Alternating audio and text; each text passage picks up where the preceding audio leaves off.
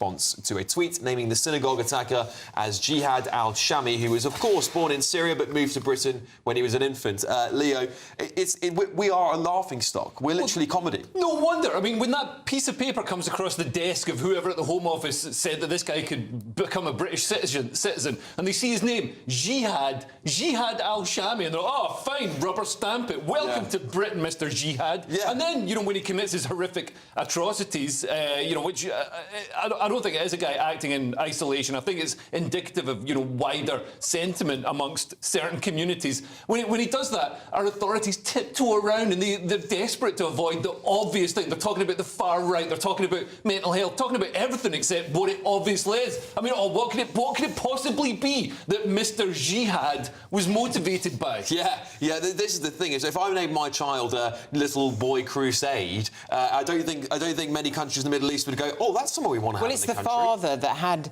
as well, a very big issue. Do you remember, it all came out this week, that he described that the heinous attacks on October the 7th were a miracle. Yes. Well, the difficult thing about this is he didn't arrive on a boat last month. No, he was brought up in the United Kingdom, presumably went to a British school and worked in the British workforce. So the radicalisation has taken place either online or in his community or in his family. Precisely. And that's what's terrifying. A lot of the former terror attacks have happened in the UK. Many of them are actually the children of either asylum seekers or people who have come to this country second generation. And that's the challenge to us all, isn't it? Is what's going on. Britain is now an exporter of terror. The Texas synagogue shooting was carried out by a guy who was born in Britain and raised in Britain. That's a really good point. I didn't even think about that. And this is a really big issue because we launched a whole war on terror.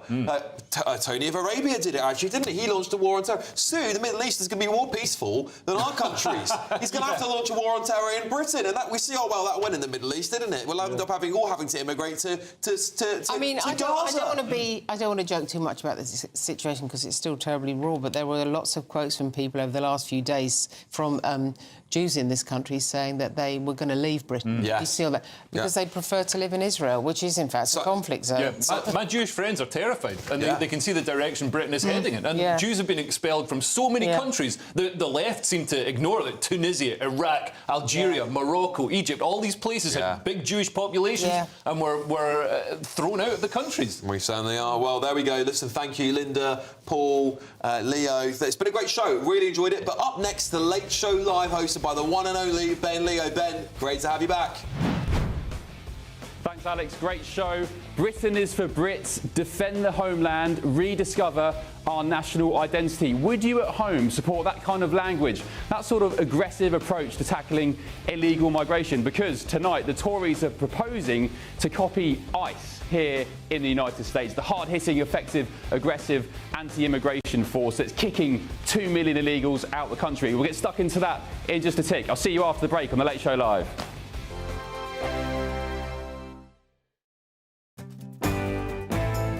I'm Andrew Pearce. This is GB News, the People's Channel, Britain's news channel.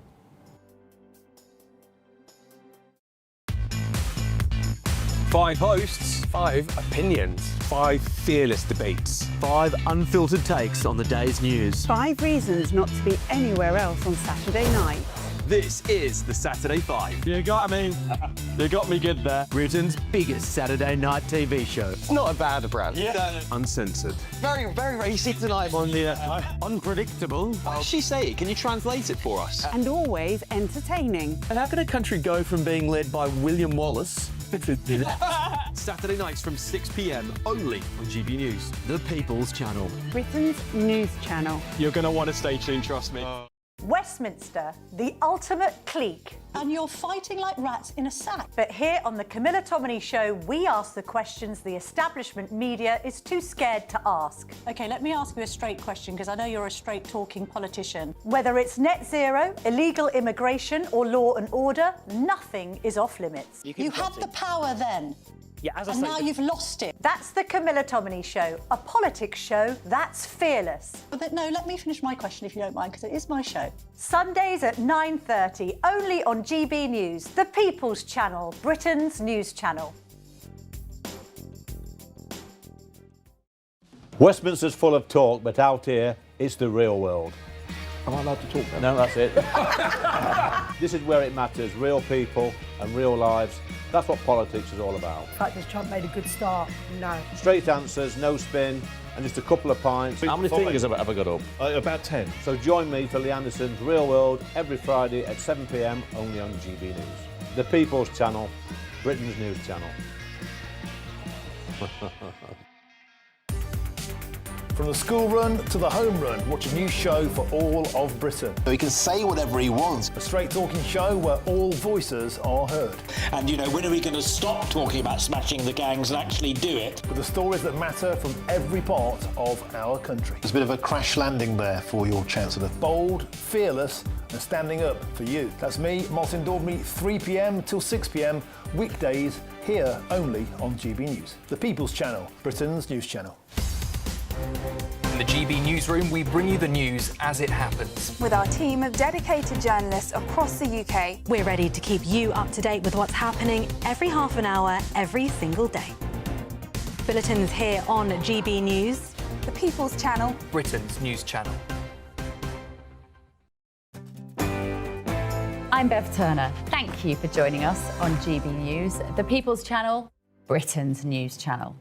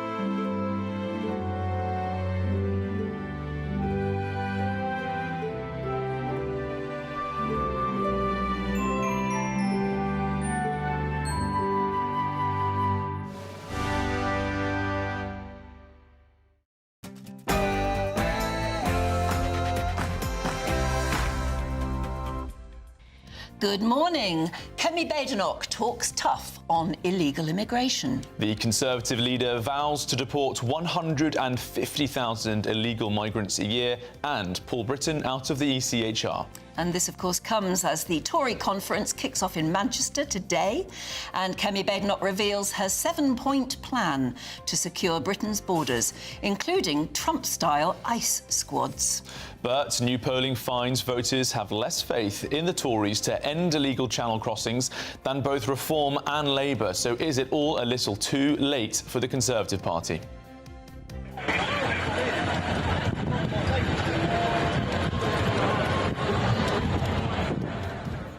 Well, nearly 500 people have been arrested at a pro-Palestine rally in central London after defying calls to cancel the protests in the wake, of course, of the Manchester synagogue terror attack.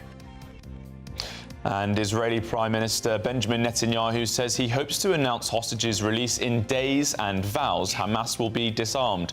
So does that make President Trump a peacemaker for the Middle East? China, where men shed tears, is here. All servicemen are part of that huge group, and you never let it go. Thousands of bikers roar to the National Memorial Arboretum in a powerful Ride to the Wall tribute to Britain's fallen heroes.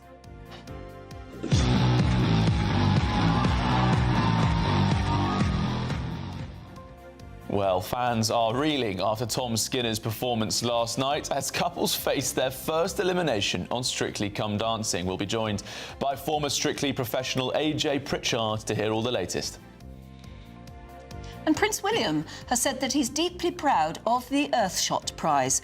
Their finalists were announced ahead of this year's awards in Rio de Janeiro. So this morning we're asking, have the royals actually done more for the environment than politicians? A very good morning. They were written off just a few weeks ago, but Arsenal now occupy top spot in the Premier League as Liverpool lost late on against Chelsea at Stamford Bridge. And in F1, George Russell is on pole in the heat of the Singapore Grand Prix. Storm Amy is now easing, but will we see any more storms in the week ahead? Find out in your full forecast coming up. Well, it's just gone 6 o'clock. I'm Anne Diamond. And I'm Charlie Peters, and this is GB News Breakfast.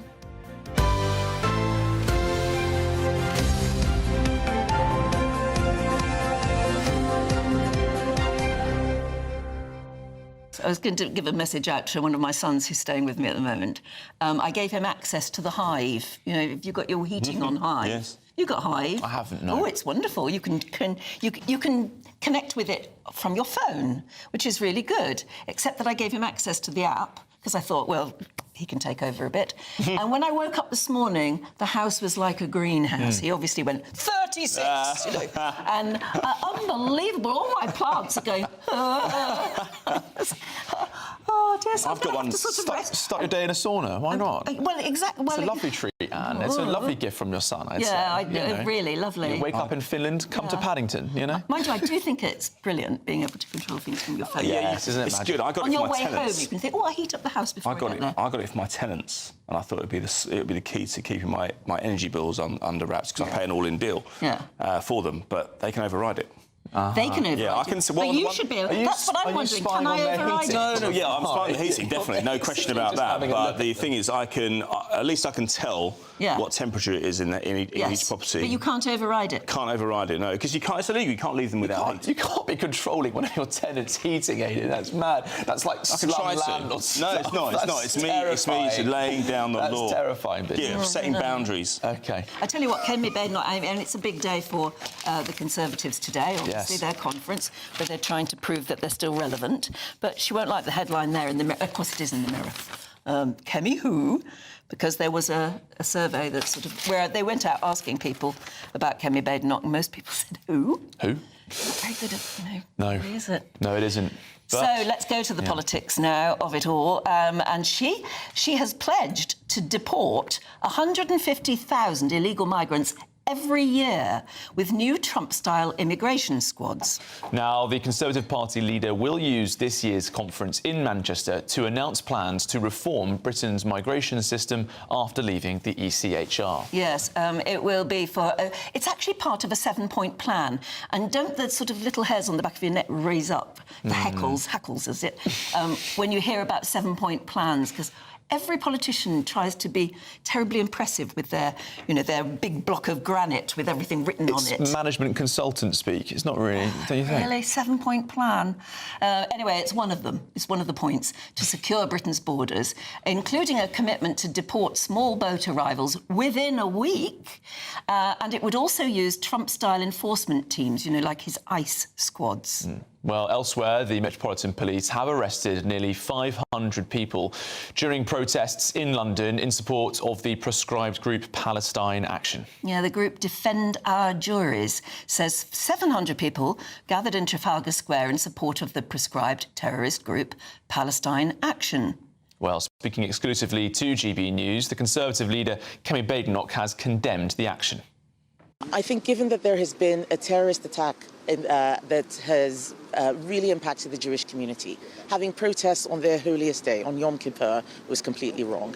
We have a right to protest in this country, but rights come with responsibilities. And right now, all we're seeing is people talking about rights, but no responsibility. Where is the responsibility to stop intimidation? Where is the responsibility to stop violence? We need to do all that, not just protest in a way that is actually making people unsafe and leaving our country. Fascinating that we caught her there and she was able to speak to us. But did you notice the sort of arrangement of people behind her? I thought it looked as though it was being arranged by somebody. Anyway, let's talk to Deputy Editor of Spiked Online, Fraser Myers, who joins us now. Good morning. Did you think that was quite amusing, watching? There was this guy obviously trying to arrange people behind her. Trying and failing. Yeah, absolutely. Yeah. And she was also already wearing a microphone. And it wasn't our microphone. Well, she was there for another interview, I think. We sort of doorstepped Kemi there, so but she was all lined wearing up. a microphone. Yeah, they had her prepped. I don't know. I know. I think our team moved quickly and excellently. As they do the GB News crews, they were swift on the ground. It's interesting that she went there as well with Andy Burnham. Yeah. They sort of did a united front, which was quite good in a way, wasn't it? I think so. I think it's important to show that there's a sort of cross-party commitment to standing up to this kind of hatred. It would be nice to see a bit more on that front, not just warm words, because I think that's all we've had at the moment. We'd like to see people condemning the atmosphere of anti-Semitism and what has been driven to that, which I'm sure we'll come on to talk about a little bit. Well, that's right. I mean, leaders, including our Prime Minister and other leaders, were calling for people to show some, I don't know, dignity or and maybe not go on that march, and certainly not produce the sort of behaviour that resulted in over 400 arrests. And yet they didn't take any notice at all, really, did they? Yeah, and I don't know who could be surprised by them not taking any notice, because if you go back to October the 7th, 2023, that was the immediate spur for these protests. People were out there on October the 8th letting off flares, celebrating in the streets. And, OK, you might say that that's an extremist Islamist fringe, but actually the respectable arm of the Palestine movement, the Palestine Solidarity Campaign, they were organising their first protest in the middle of the Hamas atrocities. At the time where people, roughly at the time of people being butchered at the Nova Music Festival, that's when they're on the phone to the police to say that they want to send a strong message against Israel, as their civilians were being murdered. So those applications were going in before a single rocket had been fired or a bomb had landed in Gaza. But, I mean, these protests that we're seeing now, Fraser, I mean, there's good news overnight from the Middle East about a potential peace deal. It does seem strange to be protesting against the British government and Israel at a time when the last blockade to that peace deal was Hamas, this terrorist organisation. It does point to a wider agenda and a lack of understanding, perhaps, about the real issue at the heart of this. I think that's absolutely right. And you know, reading some of the reports about the protests, many of the journalists who went down there asked about what do people make of the peace deal, and a lot of the protesters were saying either I haven't heard of what's going on, or saying anything that involves Netanyahu must necessarily be evil. I don't think this is a movement for peace. This is a movement against Israel. It's a movement that calls constantly for the destruction of the Jewish state. You know, from the river to the sea, we know what that means. We heard people chanting Zionism is a crime. This is not a movement. This is not about peaceful coexistence at all. And what worries me as well, and it has worried everybody from the first talk of some sort of a peace deal, is that Hamas have agreed apparently to give up the prisoners, including the dead, and now overnight have admitted they don't know where all the bodies are, which is understandable because there were different groups of people, weren't there?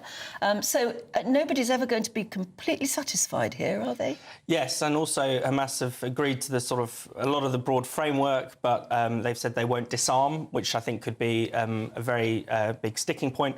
But you know, signs are hopeful. People are hopeful that this war can come to an end and that the hostages can come home, at least the ones we know. Let's talk about this Kemi Badenoch immigration plan that we're hearing, this 150,000 deportation strategy. Just reading from the Telegraph that her 7-point plan, each point is a letter, and B stands for borders, O for getting out of a raft of international agreements. 150,000, it's a very optimistic goal, isn't it? That's a very large figure. I mean, we're currently deporting around 30,000 people a year. I mean, actually, this is larger than what Nigel Farage promised at the Reform Conference when he announced his plan for mass deportation. I think the way that Kemi Badenoch is trying to sell the Tories is, you know, they might have similar policies or they might have similar ideas to reform, but they're saying that we've thought them through, we've done the legal groundwork. Now, whether that is going to have much traction with the public, I would be very doubtful. Not many people are listening to the Conservative Party right now. They think, especially on this issue, where they are seen to have failed not only on controlling illegal migration, but also legal migration. So many people will think, well, why should I trust anything? Yes, I think that's very true. It gives rise to that headline, Kemi Who. Let's move on to the other side of the pond then and see whether or not, we're asking whether or not Trump is the ultimate peacemaker. Yes, because Benjamin Netanyahu said he hopes to announce the release of hostages held in Gaza in the coming days. So the Israeli Prime Minister also vows to disarm Hamas and demilitarise Gaza. Now, this comes after Hamas has now agreed to a US proposed peace deal. So, is Donald Trump a peacemaker for the Middle East? And we're joined now by political commentator Jennifer Powers. Good morning, Jennifer. Good morning. Great to see you. And you. I mean, this is a great success for the US president, isn't it? It may well be a triumph by President Trump. I think we're all on tenterhooks waiting to see if the hostages are released over the coming days and if Hamas lays down its arms.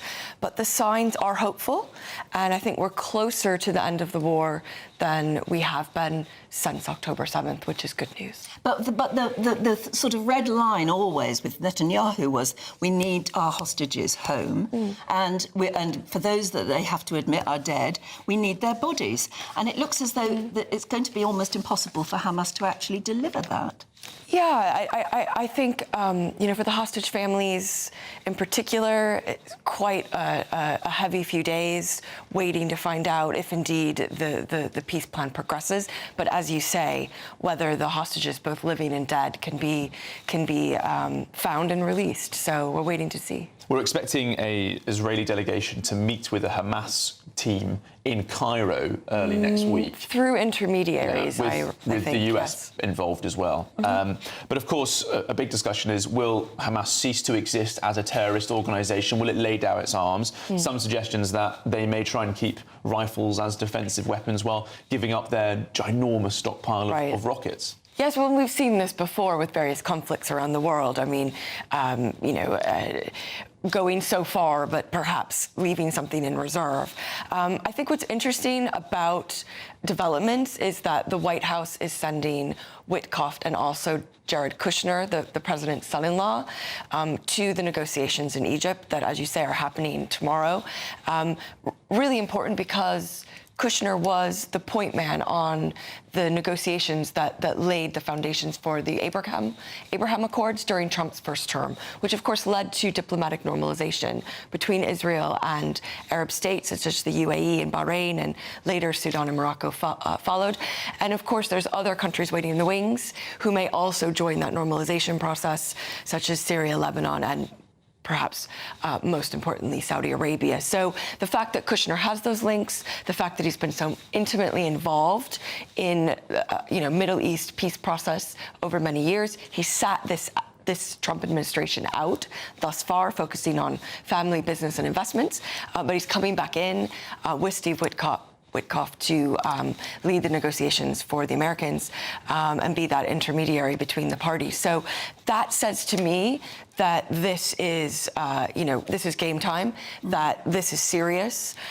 Trump has, and the Trump White House has obviously put in a huge amount of work behind the scenes to gain the support of the different Middle Eastern and Arab states. I mean, let's not forget, this is quite significant. The places like Turkey and Egypt are calling on Hamas, and Qatar are calling on Hamas to support the deal. Too, but it's in everybody's interests, all of those countries surrounding, that there is peace so that they can get on with life, that they can actually build their economies again, because everybody's suffering as a result of that. Yes, and unfortunately, sometimes it takes a certain amount of time for both parties to agree, or in this case, for Hamas to come to reckon with the fact that they've lost and that they do need to deal with, to agree to a peace settlement. It does feel as though Hamas are going to do everything they can to frustrate this process, saying now that, we don't know where all of the bodies are. I mean, it's hard to negotiate with a terrorist organisation that relies on subterfuge and misrepresentation so much, and frankly,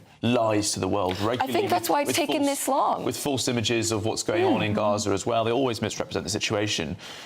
They're going to delay this as much as possible, aren't they, and hide some of these bodies further, almost certainly. Well, and what a cruel trick to play on the hostage families and, everyone who wants to see the hostages returned. But I think, we are closer to a deal than we've ever been, and we have to hope that the pressure from states like Egypt and Turkey and Qatar is enough to force Hamas to at least continue down that path toward peace.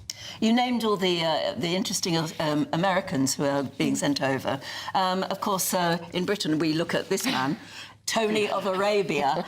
It's an amazing front page, actually, of The Observer. Quite beautiful. It's the most astonishing photograph, isn't it? Now, he has a lot of experience, whether you like him or not. He certainly has a lot of experience negotiating with some very awkward customers in the Middle East. Yeah. Are you impressed at all that he may be involved? I think, like you, I'm fascinated by the fact that Tony Blair has managed to put himself really at the centre of Gaza's future and the peace process in the Middle East. As you say, he has spent, going back, of course, to the Iraq War and.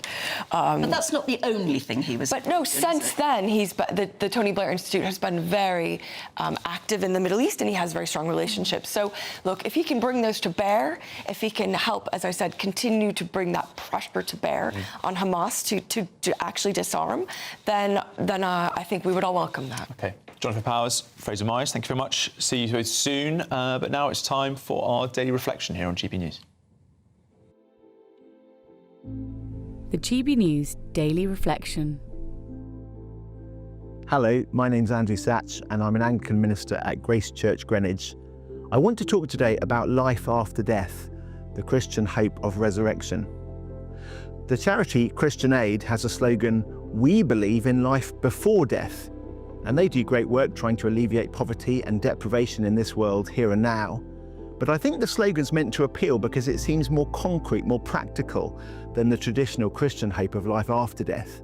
Maybe that just seems like pie in the sky. No, I want to assert the wonder of life after death.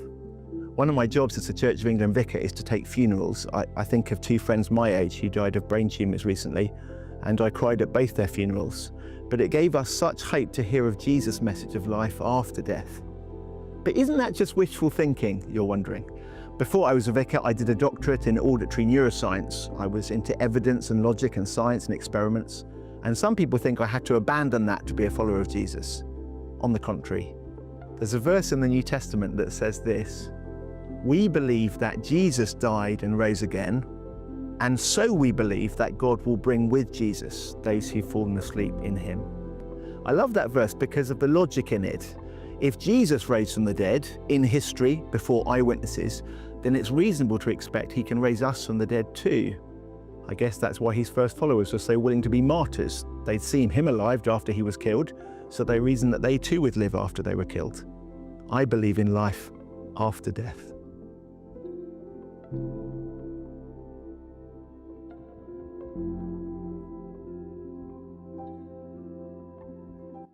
And how did you get through Storm Amy yesterday? Are your fences still standing? Are the trees still there in the morning? It certainly caused a lot of debris on the roads, and the motorway driving was a bit rough yesterday, but I think things are going to be better today. Let's find out from Tom Morgan.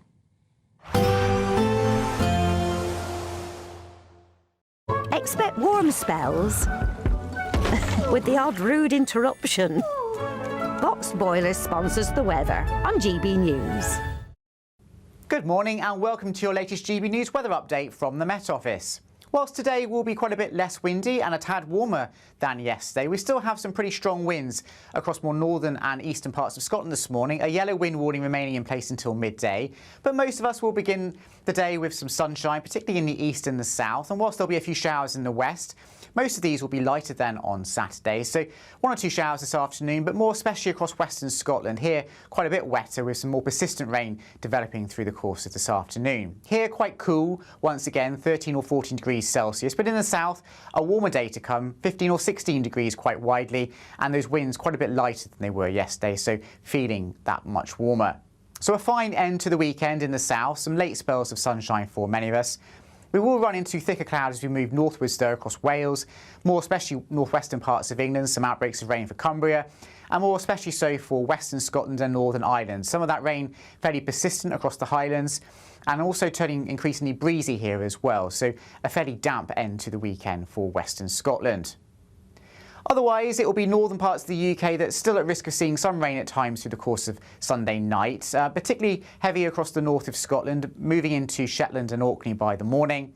Further south, though, across England and Wales, we'll hold on to mostly dry conditions, clear skies at times as well, and that will allow one or two mist and fog patches to form in the countryside. Here, temperatures might well drop down to 8 or 9 degrees locally, but for most of us, a mild night, and certainly in the north, temperatures remaining in double figures. So a wet and windy day to come on Monday for western Scotland, some persistent rain for the Highlands and turning heavier as we go into the afternoon. Otherwise, for northeastern parts of Scotland, Northern Ireland and the vast majority of England and Wales, once any morning mist and fog patches clear, it will be a fine day with some warm spells of sunshine. Temperatures will be above average for the time of year, reaching highs of between 18 and 20 degrees Celsius. Expect warm spells with the odd rude interruption. Box Boilers sponsors the weather on GB News. Well, still to come, Liverpool lost to Chelsea, meaning that Arsenal are now top of the Premier League. Aidan will be here to tell us more next. This is GB News Breakfast with Anne and Charlie.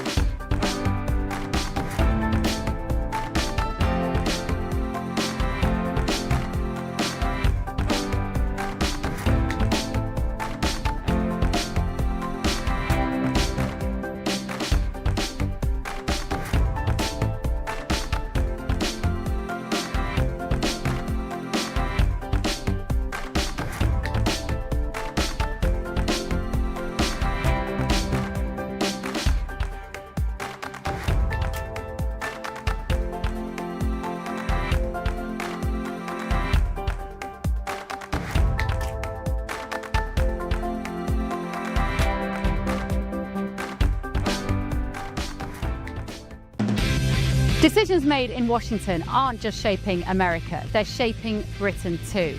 From migration to global security, from crime to health. Whatever happens in the White House today will be felt in your town or city tomorrow. That's why The Late Show is live from Washington, D.C. Cutting through the politics to show you what it all means for Britain. The Late Show live every night at midnight. Only on GB News, Britain's news channel. Exciting news. Every Friday, my Patrick Christie's Tonight Show is going to have a twist to it. We're welcoming some special guests. You. That's right, on Fridays I'm going to be doing my show in front of a live studio audience because this show is about you and what you have to say. It's going to be the same big debates, same big topics, same big opinions, but every Friday night at 9 p.m. you are invited to come on down to Patrick Christie's Tonight to be a part of the action. Only on GB News, the People's Channel, Britain's news channel. Hi, I'm Michelle Dewberry and my show is your opportunity to cut through all the noise and dive in headfirst to some robust debates. Ideas clash. Situation, isn't it? No, because the failure is... You're deliberately avoiding my point. Nothing's held back. And if you think this is the end of it, wait for more. And we do not shy away from the difficult stuff. Sometimes I want to shake people and say, if only you understood. So join me on Dubes & Co. weeknights at 6 p.m. only on GB News, Britain's news channel.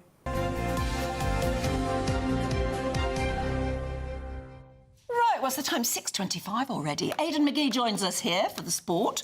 What's your headline news? Headline news, well, listen, there are loads to choose from yesterday from the Premier League because there weren't loads of games, but there were loads of stories that emanated from the various fixtures. I suppose the big one, what a difference a few weeks makes. Arsenal were written off the other week for playing so negatively and defensively home to Manchester City, having already had one defeat on their resume earlier in the season with that late defeat at Liverpool, and yet there they are yesterday, going top of the league in Mikel Arteta's 300th game. It was kind of made possible not just by the fact that Arsenal beat West Ham at home, but also Chelsea were able to overcome Liverpool, their major rivals. There was a bit of a VAR controversy there. Chelsea's manager, Enzo Maresca, was sent off for celebrating the goal in the 95th minute, and another 18-year-old goal scorer, Esteval, for Chelsea. These players seem to be getting younger and younger and younger. Do you remember when Michael Owen, 25 years ago, was seen as like an anomaly because he was 17, 18? Yes. Well, I mean, we've had 3 or 4 players this season breaking through at that age. Is it because of the success of the academies now? They're really working them hard. Yes, they know how to school them. That's key, but these players, Anne, are being signed at 6 or 7 sometimes. Yeah. And they've been told they can't play with their school friends in case they get injured, and they're 7 or 8, their bodies haven't developed. And so you're going to see players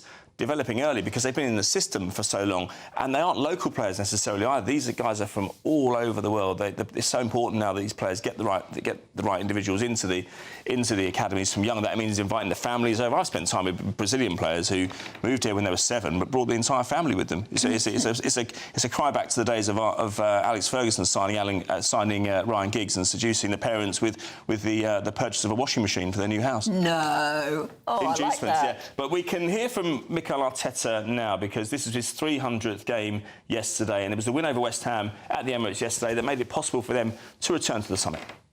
I want to thank you, everybody, especially my coaching staff that they've been with me since day one, and without them, it's impossible to, first of all, to do the job, and secondly, to enjoy it. So I know that I have the best people in the world around me.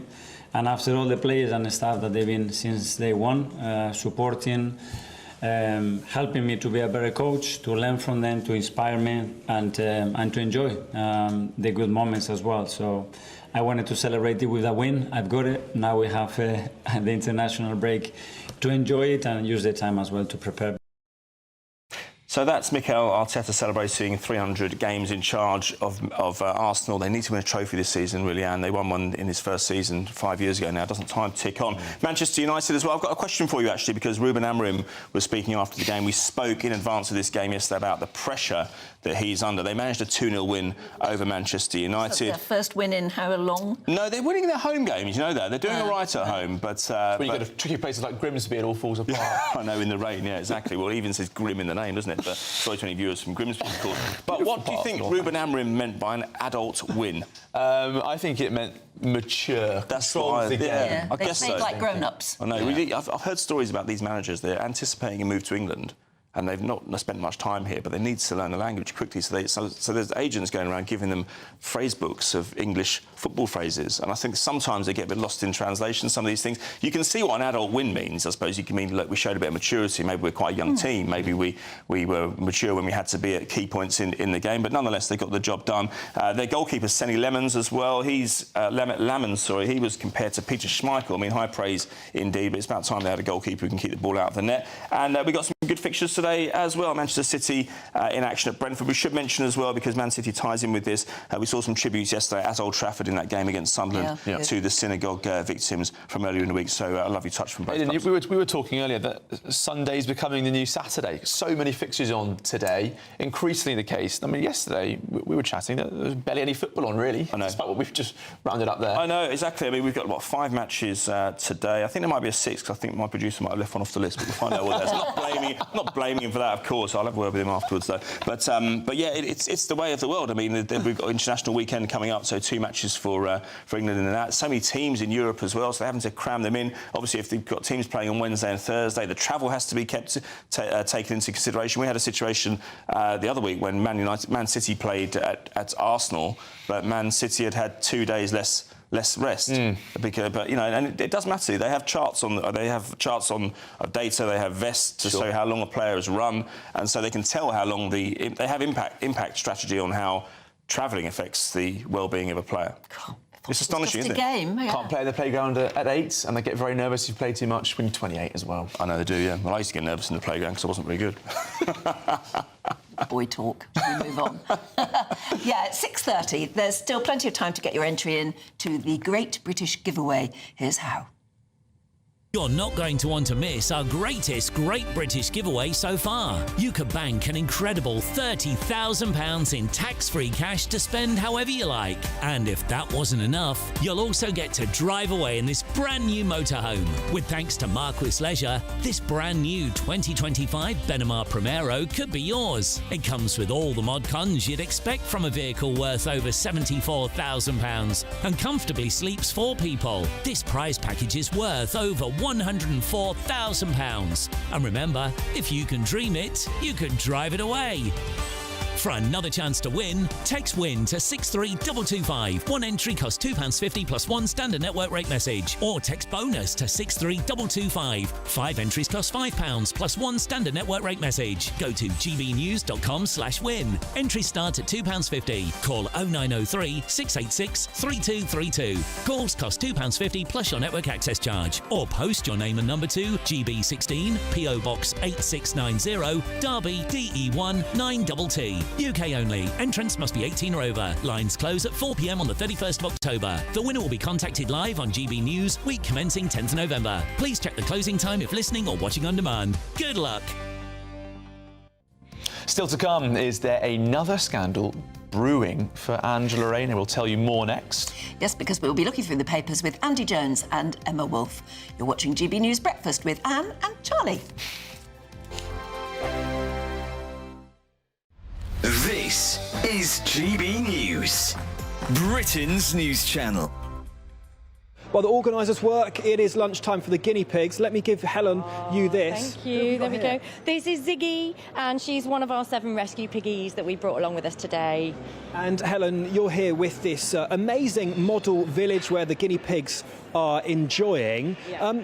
Guinea pigs don't really need as much space as this, though, but it is nice. It is lovely. I mean, you know, who wouldn't want your own pub and your own nail bar?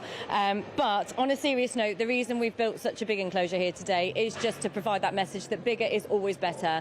Guinea pigs love exploring, they love foraging, you know, it's really good for their mental well-being. So the bigger space you can provide them, the better. And I think ours are having a really nice time today. Ziggy is getting through that lettuce leaf. I'll leave you to enjoy that. Thank you, Helen, for joining us. Come with me this way as the organisers are continuing to get the event underway here. You can hear the drilling going on because we've got dancing dogs here, because the show here is all about how music is impacting your pet's. Trip Hazard is a Trip Hazard here, and Lucy, who looks after Trip Hazard, you've been on Britain's Got Talent, came 5th on that. Also, European UK dog dancing champions. Right, yeah. How'd you get into this? To be honest, we used to watch it at Crufts when I was younger, and I wasn't allowed a dog of my own, and I thought it was the most magical thing I'd ever seen, the bond between the dog and owner, and I just knew that when I got my first dog, I really wanted to give it a go. And, I mean, if anyone fancies doing this at home, what's your advice? Oh, find what your dog really, really loves, their favourite treats, their favourite toy, and definitely use that to teach them and reward them for the tricks. Well, have you got a treat for me to perhaps test something out now? Rummaging around for a treat. Right, we've been practising this all morning. Wish me luck. Volt, volt, volt, volt. Hey, there we go. Oh, it was better earlier, but that is something I've learned this morning. The People's Channel. Miriam, you can't be serious. Scrapping the triple lock on state pensions? Madness. Andrew, we just can't carry on pretending. The numbers just don't add up. We've got to be honest with people. We've got to face the facts. That's what people want. Well, that's what you get on GB News and on Britain's Newsroom. Lively debates, lively conversation. Britain deserves a newsroom that puts the facts and your voice first, and we're not afraid to hold power to account. And each other. So join me, Andrew Pearce. And me, Miriam Cates, for Britain's Newsroom, weekdays from 9:30 on GB News. The People's Channel, Britain's news channel. At GB News, we love to hear from you, our loyal community. So drop us a line at gbnews.com/yoursay. There you can talk to each other and also to the presenters live on air. gbnews.com/yoursay, because GB News is your channel, Britain's news channel. Right,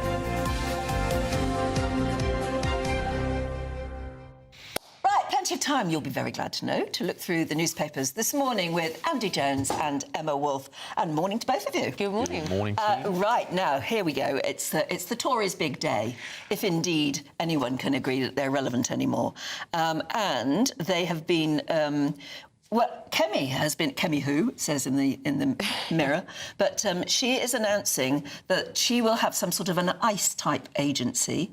So we will be ruthless, getting rid of, and those are her words rather than mine, 150,000 people a year under bold plans to actually seize the immigration problem, if they get into government? If they, well, look, this is, as you say, this is on the eve of the Tory party conference. They are desperate to get some headlines. They are desperate to appear relevant. Have you seen the latest polling?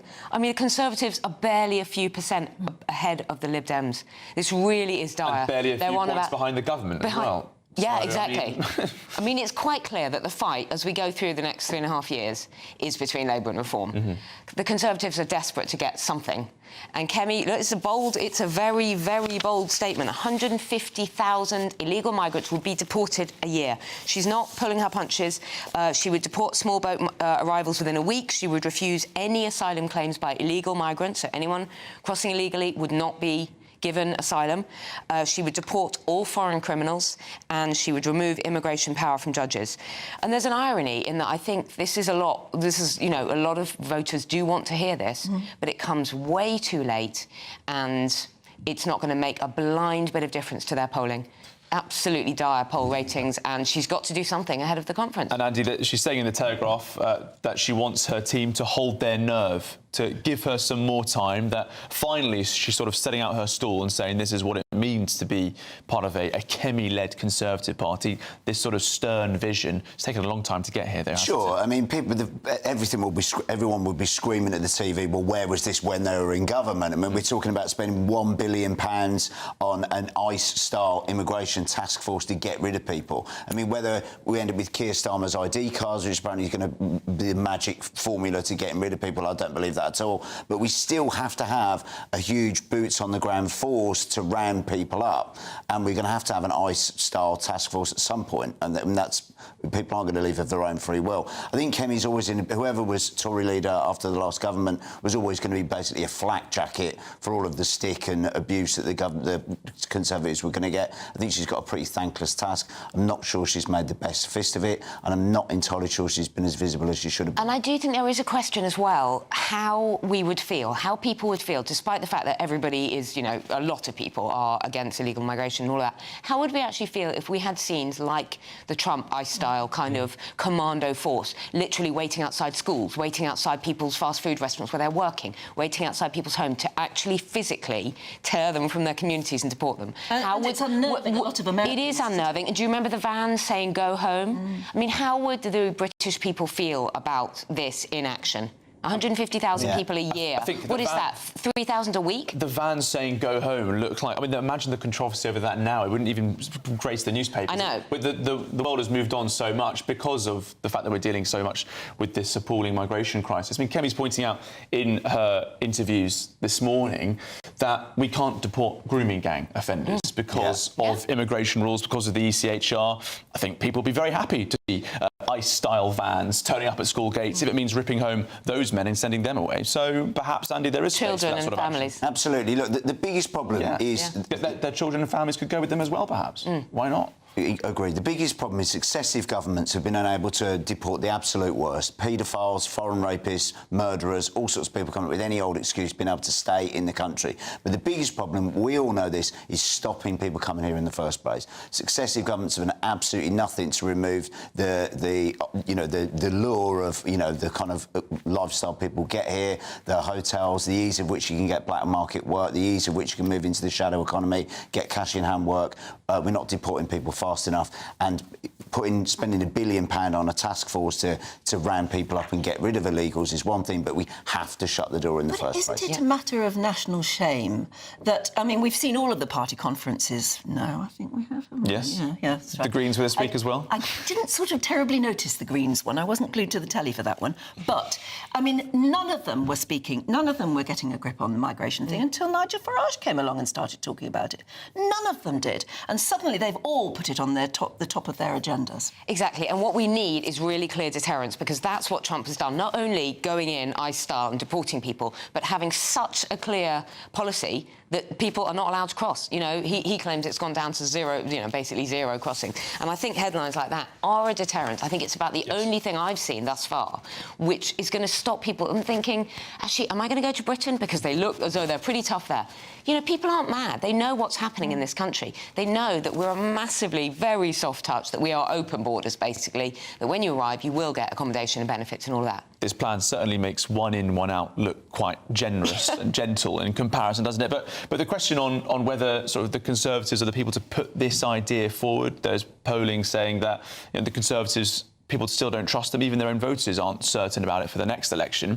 The problem they've got is so many of the people who presided over this failure of mass immigration are still on the Tory front bench. It's a lot of the old guard is still there. Well, they've joined Reform, yeah. I mean, look, we're in a position. We're in a position this week. Exactly. We're in a position where the Conservatives had an absolutely massive majority, didn't crack down on immigration. Boris waiver went absolutely through the roof. Labour, completely different government, again massive majority, said they were going to crack down on immigration, smash the gangs. They've done absolutely nothing. It's the uni party. Before we talk, yeah, that's one I missed. Before we talk any more about the newspapers, I think we're going to take a quick look at the European weather outlook, I think. Ready to soak up that holiday sunshine? Won't we need some cover? No worries. All sorted. All Clear Travel Insurance sponsors GB News Travel Destinations Forecast. It's been very unsettled across parts of the eastern Mediterranean, and it will stay pretty wet across Greece and parts of the Balkans through the next few days. But Iberia, the Canary Islands and also Madeira having plenty of fine weather through the day on Monday. 1 or 2 showers for eastern Spain, but lots of fine sunny conditions across Italy too. We'll run into those thunderstorms and heavy spells of rain there across Greece, some stronger winds as well. And as we go towards Tuesday in the middle part of the week, that unsettled weather will push in towards Turkey as well, so potentially some flooding here. All Clear Travel Insurance sponsors GB News Travel Destinations Forecast. Welcome back to Britain's Newsroom with Andrew and Beth. Hello everyone, Patrick Christie is here. I'm Michelle Duke, Britain's News Channel. Access the stories that matter to you. Take the GB News family with you on any device. And as long as you have an internet connection, tune in to GB News anywhere on the planet or beyond. GB News, the People's Channel, Britain's news channel. It's Patrick Christie's Tonight, and here we do things differently. It's explaining the absolute madness of this, doesn't it? It's explosive. I mean, this is very good. It's lively. 850. Your government sat there, Sean, and it did nothing. It's controversial. And the Middle East has been in turmoil since before I was born. It's everything you need to kickstart your evening. Everyone's had their Weetabix tonight. I love to see it. That's Patrick Christie's Tonight, weeknights from 9 p.m. Only on GB News, the People's Channel, Britain's news channel. Britain was once the envy of the world. But look around. A nation that no longer knows what it is or where it's going. A country that's broken. How do we fix Britain? How do we bring it back? Friday night with Matt Goodwin at 8 p.m. Only on GB News. At GB News, we love to hear from you, our loyal community. So drop us a line at gbnews.com/yoursay. There you can talk to each other and also to the presenters live on air. gbnews.com/yoursay, because GB News is your channel, Britain's news channel. Decisions made in Washington aren't just shaping America, they're shaping Britain too.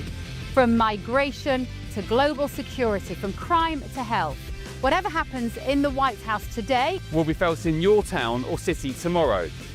That's why The Late Show is live from Washington, D.C. Cutting through the politics to show you what it all means for Britain. The Late Show live every night at midnight. Only on GB News, Britain's news channel. Join me, Nana Akwe, for an informative, interactive news programme with a difference. It's fun. No, he didn't say that, Dave. I'm so surprised. I think there's an element of truth to that. Join me from 3 p.m. every weekend, only on GB News, Britain's news channel. From the school run to the home run, watch a new show for all of Britain. So he can say whatever he wants. A straight talking show where all voices are heard. And, you know, when are we going to stop talking about smashing the gangs and actually do it? With the stories that matter from every part of our country. There's a bit of a crash landing there for your Chancellor. Bold, fearless and standing up for you. That's me, Martin Daubney, 3 p.m. till 6 p.m. weekdays, here only on GB News. The People's Channel, Britain's news channel.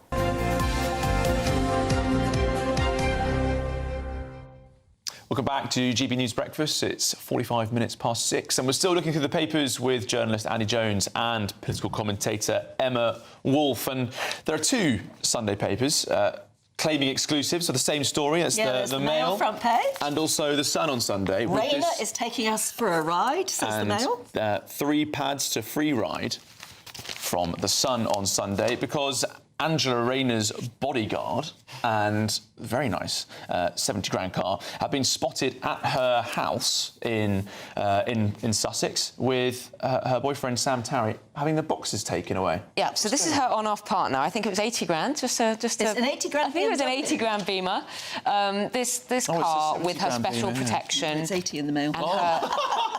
Special. Well, there you go. Inflation. But never inflation. Mind, it's a posh One of the cars valued it higher. And it's been paid for by... Yeah, this is her special protection guys, her security guys, and her posh car, which is funded, by the way, by us, the taxpayer, has been spotted between Hove, where she bought her seaside apartment, luxury beachfront kind of seaside apartment down in Hove, has been ferrying boxes and belongings between there and Sam Tarry, who is former Labour MP, on-off partner of Ms Rayner, basically ferrying stuff between their two apartments. The lady herself, Angela Rayner, disgraced former Deputy PM, was not in evidence. She was not around for this trip, so she didn't need protection. So they were sort of moving house for her. They were helping her partner move in and out of her house, move his belongings around.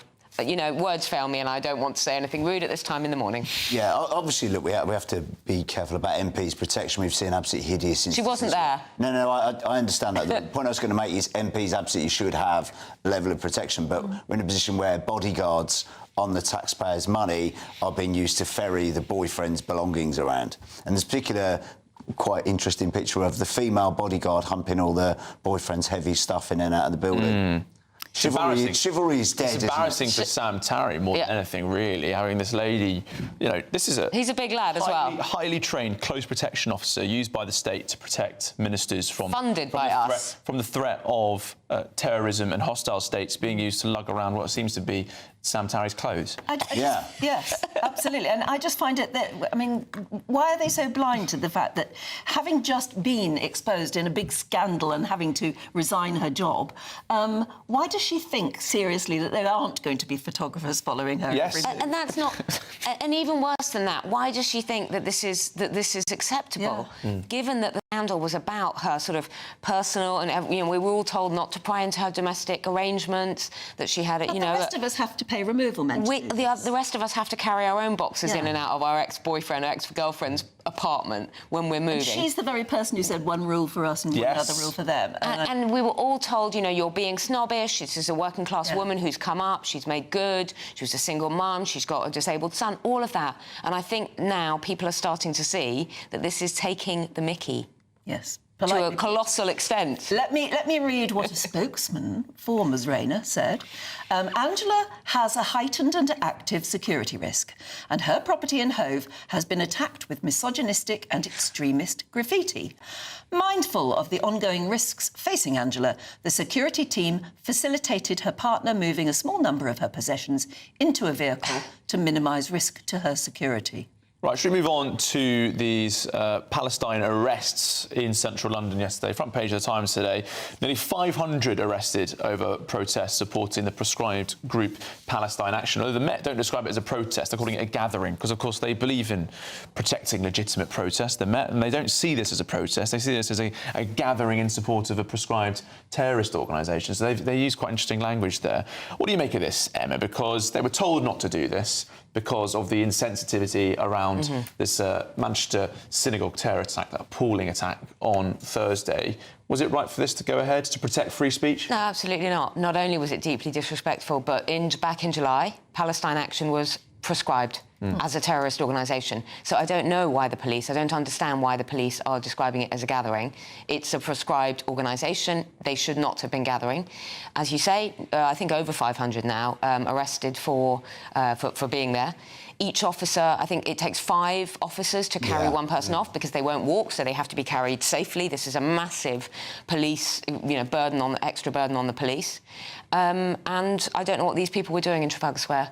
I don't know what they thought and why they thought that that was appropriate, especially, as you say, 2 days after this deadly attack on Thursday. I mean, the Prime Minister tweeted yesterday saying, "Oh, please be respectful at these protests." If only somebody like the Prime Minister had the power to do something about it, Kia. And Matthew Syed, the columnist in the Times, has written a great piece about his own visit to this protest. He politely asked people, you know, do you think Hamas bears any responsibility for what's going on? He was practically chased out of the protest. People calling him hateful, racist, a bigot, people screaming at him, pulling at his clothes, all this sort of bizarre sort of thing. We've reached a point where people are so, and on all sides in some ways, but people are so blinkered in their views that they're absolutely unable to engage a question like, do you think Hamas have any blame here? People have almost, some people at this protest, not all of them, some people got such a sort of psychosis, it's become an absolute hatred of Jews, it's become absolutely anti-Semitic. It's not really about even what's going on in the Middle East, it's an excuse to just grind a very So how long are we going to put up with this every weekend? Well, I mean, we're talking about the peace process being finalised today. I mean, Benjamin... But that's not going to make a difference to these people. Well, this is what I mean. Well, this is the whole thing. You'd think that it would end or they'd be celebrating in the streets now that there's a peaceful peace in sight. It's gone through the roof. For me, Emma, what's strange is that it's taken a terror attack for ministers to wake up and call on people to think again about these protests, because so many of these gatherings, we've seen extreme violent language, in Arabic calling for violent acts, children dressed up as Hamas terrorists, and it's taken until now for them to suddenly say, hang on, perhaps this is fomenting a violent anti-Semitic discourse. Exactly. It took Thursday for this to even be on the agenda. And also, I don't understand what the problem is. The Prime Minister, of course, he has the power, and also the Met Police, of course, they have the power to ban these gatherings. I don't care whether they call them demonstrations or gatherings or peaceful protest or whatever. When you designate an organisation as a prescribed organisation, that's the law. Why are people still allowed to gather under this banner, under their name? And it's not just this. We've had, Charlie said there, we had people honking their cars and driving through the streets screaming that they were going to rape Israeli women and all this sort of stuff. Absolutely no charges. We had a man running around with a knife trying to stab people in Golders Green in a kosher supermarket. He got a suspended sentence. We saw the instance where the guy tried to stab somebody for burning the Quran. Absolutely condemned people burning the Quran. But somebody trying to stab somebody, again, suspended sentence. It talks about being tough on anti-Semitism, tough on extremist behaviour. Every single opportunity we've had to put people away, every single opportunity we've had to stamp on this has been missed. We are seeing two-tier policing going on and on and on because it's much, much softer, more gentle, more collaborative policing on one side, whereas, you know, Tommy Robinson or whoever organises a march and the police are down there in force, aren't they? Yeah. And it's changing our culture if we're not careful too, because we're seeing so much nastiness and hostility and so much division between people in our streets, in our cities. And sorry to interrupt. The impact as well on local businesses. Like if you're running a restaurant, a coffee shop, anywhere around there, yes, I obviously acknowledge the appalling suffering in Palestine, but the cost to the high street, people don't want to go into town. People don't want to go anywhere near this.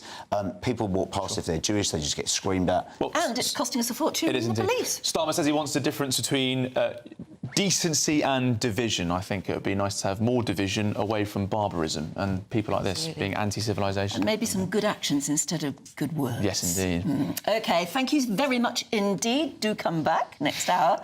Meanwhile, let's look at the weather.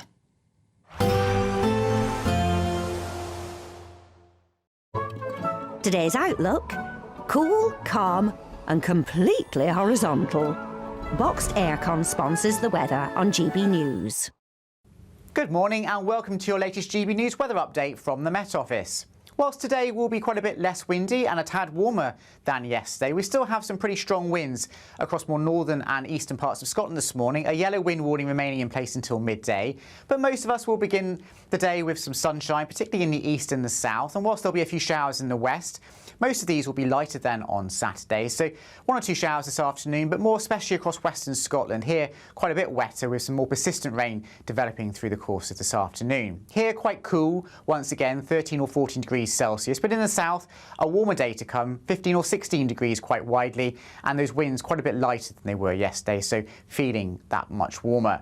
So a fine end to the weekend in the south, some late spells of sunshine for many of us.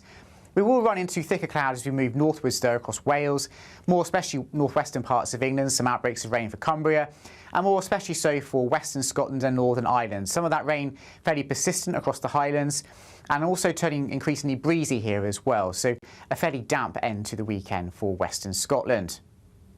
Otherwise, it will be northern parts of the UK that's still at risk of seeing some rain at times through the course of Sunday night, particularly heavy across the north of Scotland, moving into Shetland and Orkney by the morning.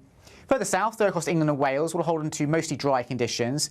Clear skies at times as well, and that will allow 1 or 2 mist and fog patches to form in the countryside. Here, temperatures might well drop down to 8 or 9 degrees locally, but for most of us, a mild night, and certainly in the north, temperatures remaining in double figures. So a wet and windy day to come on Monday for Western Scotland, some persistent rain for the Highlands and turning heavier as we go into the afternoon.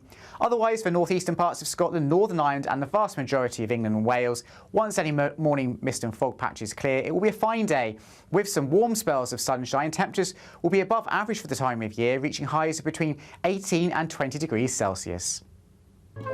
Today's outlook: cool, calm and completely horizontal. Boxed Aircon sponsors the weather on GB News. You could bank an incredible £30,000 in tax-free cash to spend however you like. And if that wasn't enough, you'll also get to drive away in this brand new motorhome. This brand new 2025 Benimar Primero could be yours. It comes with all the mod cons you'd expect from a vehicle worth over £74,000 and comfortably sleeps 4 people. This prize package is worth over £104,000. For another chance to win, text WIN to 63225. One entry costs £2.50 plus 1 standard network rate message, or text bonus to 63225. 5 entries cost £5 plus 1 standard network rate message. Go to gbnews.com/win. Entries start at £2.50. Call 0903 686 3232. Calls cost £2.50 plus your network access charge. Or post your name and number to GB16 PO Box 8690 Derby DE1 9TT. UK only. Entrance must be 18 or over. Lines close at 4 p.m. on the 31st of October. Please check the closing time if listening or watching on demand. From the school run to the home run, watch a new show for all of Britain. He can say whatever he wants. A straight-talking show where all voices are heard. And, you know, when are we going to stop talking about smashing the gangs and actually do it? With the stories that matter from every part of our country. There's a bit of a crash landing there for your Chancellor. Bold, fearless and standing up for you. That's me, Martin Daubney, 3 p.m. till 6 p.m, weekdays, here only on GB News. The People's Channel, Britain's news channel. Westminster's full of talk, but out here, it's the real world. Am I allowed to talk now? No, that's it.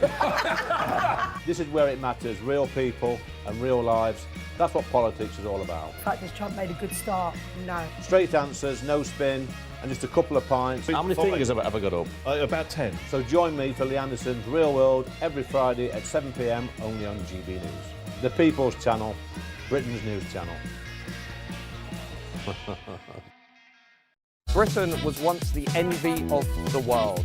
But look around. A nation that no longer knows what it is or where it's going. A country that's broken. How do we fix Britain? How do we bring it back? Friday night with Matt Goodwin at 8 p.m, only on GB News. At GB News, we love to hear from you, our loyal community. So drop us a line at gbnews.com/yoursay. There you can talk to each other and also to the presenters live on air. gbnews.com/yoursay, because GB News is your channel, Britain's news channel. Join me, Nana Akweer, for an informative, interactive news programme with a difference. It's fun. No, he didn't say that, though. I'm so surprised. I think there's an element of truth to that. Join me from 3 p.m. every weekend, only on GB News, Britain's news channel.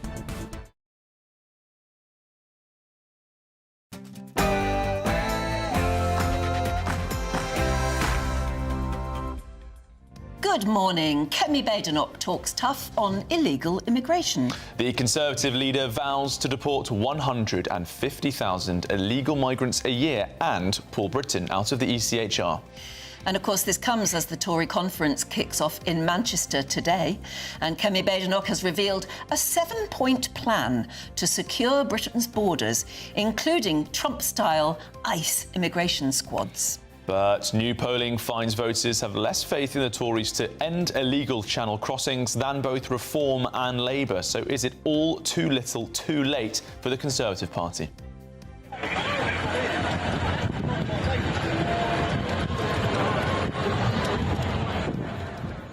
Nearly 500 people were arrested at a pro-Palestine rally in central London after defying calls to cancel their protests in the wake, of course, of the Manchester synagogue terror attack.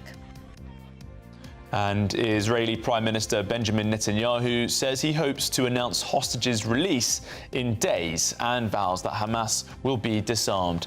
So does that make President Trump a peacemaker for the Middle East?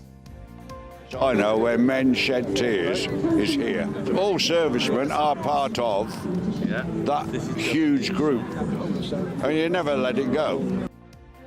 Thousands of bikers roar to the National Memorial Arboretum in a powerful ride to the wall, they're calling it, a tribute to Britain's fallen heroes.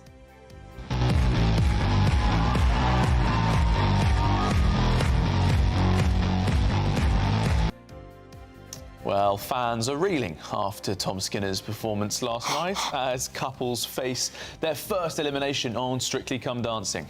I'm reeling. We'll be joined by former Strictly professional AJ Pritchard to hear the latest. And Prince William says he's deeply proud of the Earthshot Prize finalists announced ahead of this year's awards in Rio de Janeiro. So this morning, we're asking, have the royals done more for the environment than politicians? They were written off just a few weeks ago, but Arsenal now occupy top spot in the Premier League as Liverpool lost late on against Chelsea at Stamford Bridge. And in F1, George Russell of Britain is on pole in the heat of the Singapore Grand Prix. Storm Amy is now easing, but will we see any more storms in the week ahead? Find out in your full forecast coming up. It's just gone 7 o'clock. I'm Anne Diamond. And I'm Charlie Peters, and this is GB News Breakfast.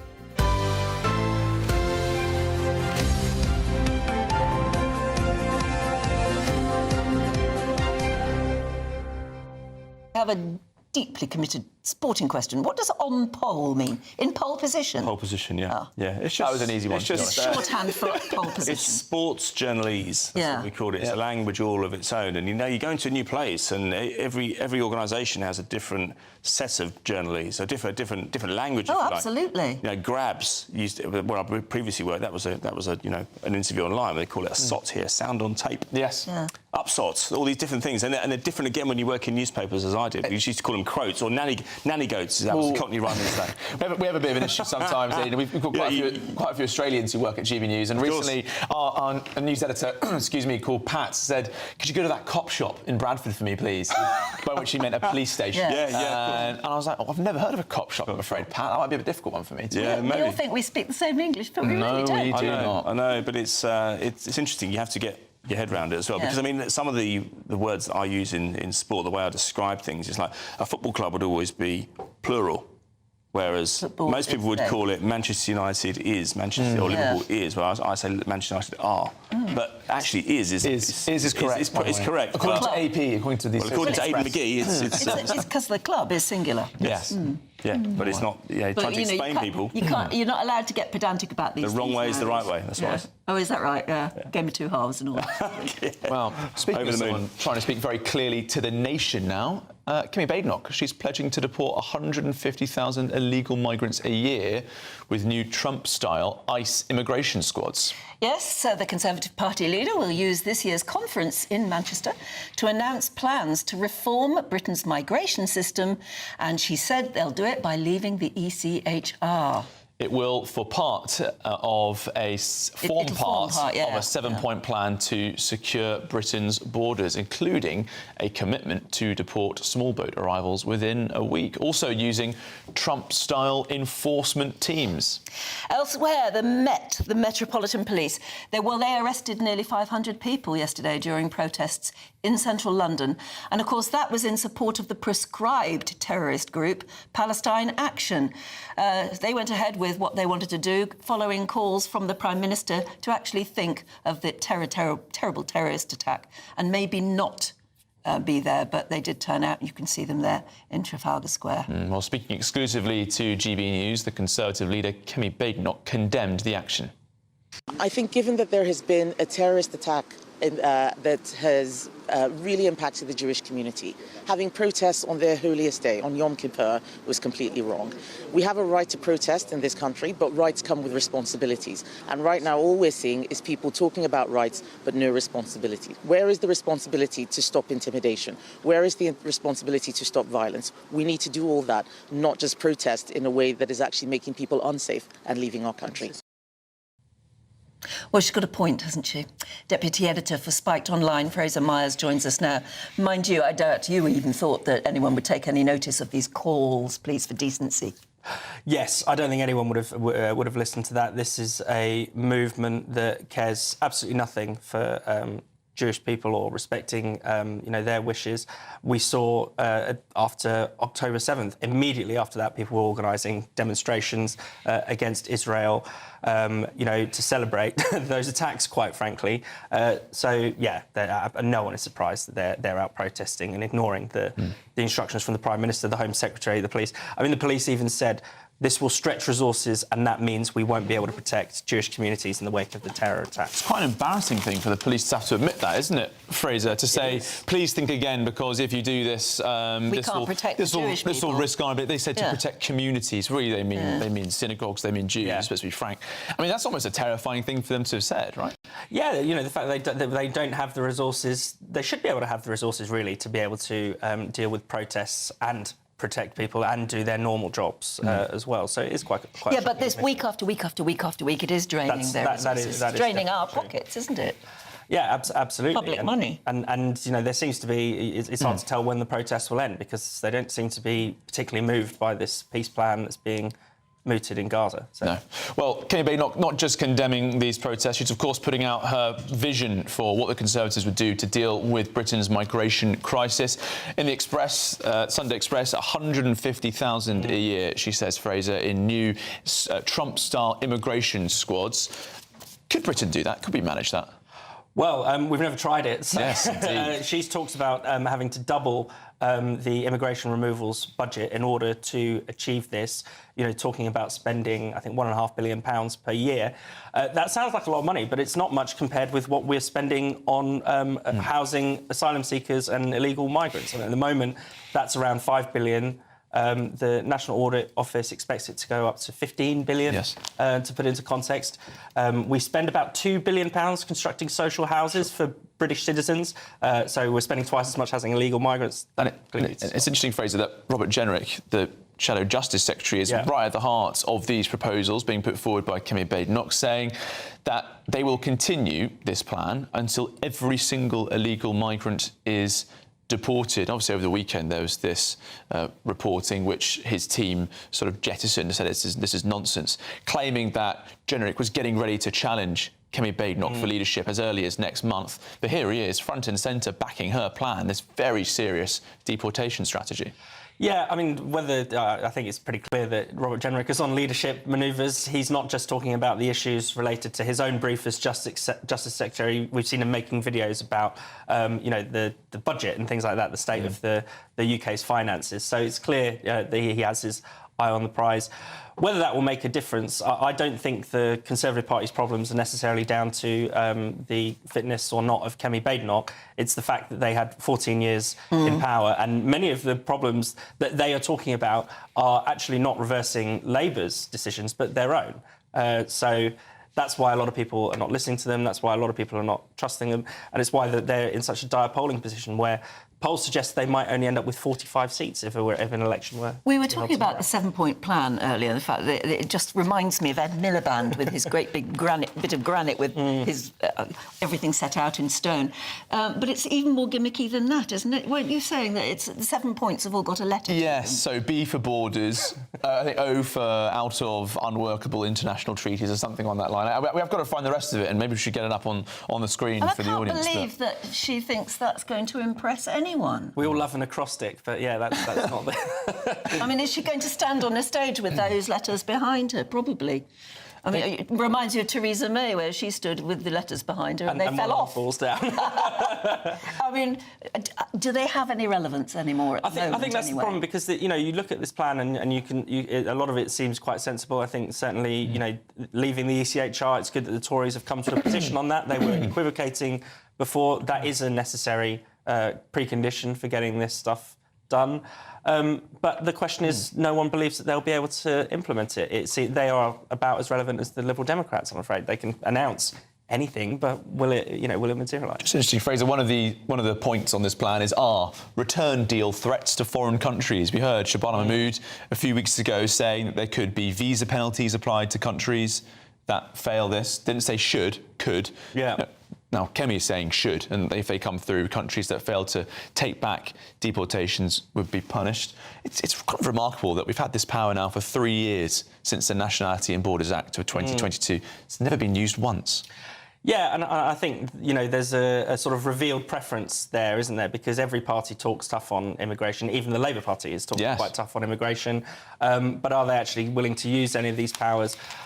Are they willing to stand up to some of the court decisions that are frustrating them? I mean, everyone also has a position on the ECHR as well. Labour saying we need to look at Article 3 and Article 8 of the ECHR, whereas I think maybe 10 minutes ago they'd have said those things are sacrosanct. So clearly things are moving rhetorically. The Overton window has shifted, but the question is, will we see any action, any actual change? And a 7-point plan, it sounds so gimmicky. And if it, walks like a gimmick and quacks like a gimmick, it's a gimmick, isn't it? I don't know. But anyway, let us know your thoughts this morning. Please do. Right. 12 minutes past 7 already. Yes, indeed. And let's move a bit further afield from our own national woes to Israel, where Benjamin Netanyahu says that he hopes to announce the release of hostages being held in Gaza in the coming days. The Israeli Prime Minister also vows to disarm Hamas and demilitarise Gaza. Now, this comes after Hamas has agreed, finally, to that US proposed peace plan. So, is Donald Trump a peacemaker for the Middle East? Well, with us is political commentator Jennifer Powers. I'm just worried that we're sort of shooting the bolt too soon and that we need a bit of proof of this pudding before we celebrate. I completely agree, Anne. We're on the cusp of remarkable progress in the Middle East. Trump is on the cusp of bringing peace to the Middle East through his plan, but we're not there yet. And so I think that the whole world holds its breath in anticipation of what's going to happen over the next few days. Israeli Prime Minister Benjamin Netanyahu said that he hoped very much that the hostages would be returned during Sukkot, which is a festival that starts on Monday and lasts for a week. So very much the next few days will tell us whether Hamas is serious this time at last of laying down arms and accepting its defeat. With this US brokered peace deal, one of the great prizes that Donald Trump wants, right? He wants that Nobel Peace Prize. I think it's the one he's chasing. He's almost admitted to it previously.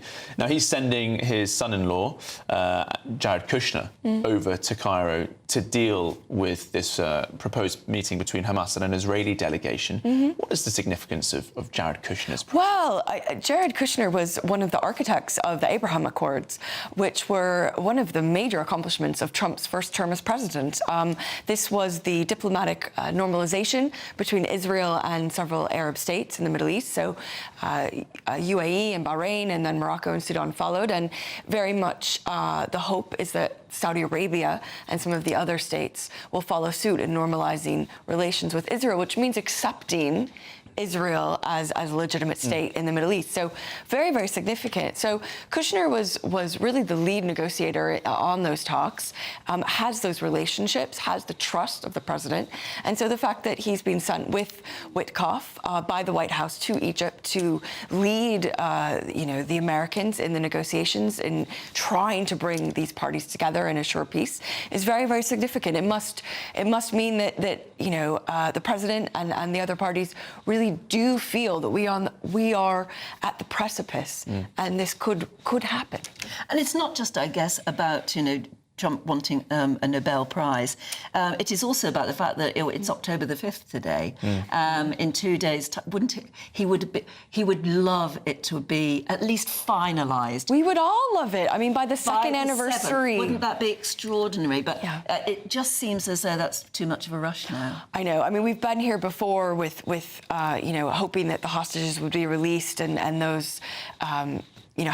Hasn't come to pass, and so we're going to wait and see over the next few days. I mean, I hope very much that you are able to, broadcast here on GB News the wonderful sight of the hostages being released on that second-year anniversary. But so much rests on whether Hamas can be pressured to agree.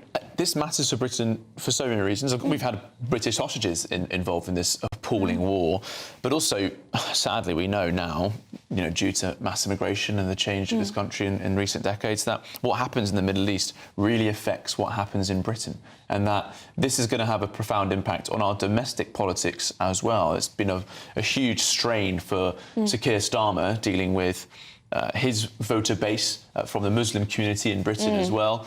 This could change our politics if this issue dies down a lot. It already has changed our politics. It's changed the safety of Jewish people and the tenor in the country with regard to these marches. And but I also think that even if the peace plan does, as we all hope, come to pass, and war in Gaza ends, I think it has lifted the lid on the depth and breadth of anti-Semitism in this country. And the support for Islamist actors in Britain as well. It's terrifying, really, isn't it? Yeah, and so something for us to confront. if and when the war hopefully ends, we are left with the realization of the depth and breadth of anti-Semitism in this country. And it's going to take more than pleading to those involved in these marches to actually bring some sort of resolution. Yeah, family definitely agree with that. Yeah, absolutely. OK, we'll move on for the moment and catch up with the weather. Here's Tom Morgan.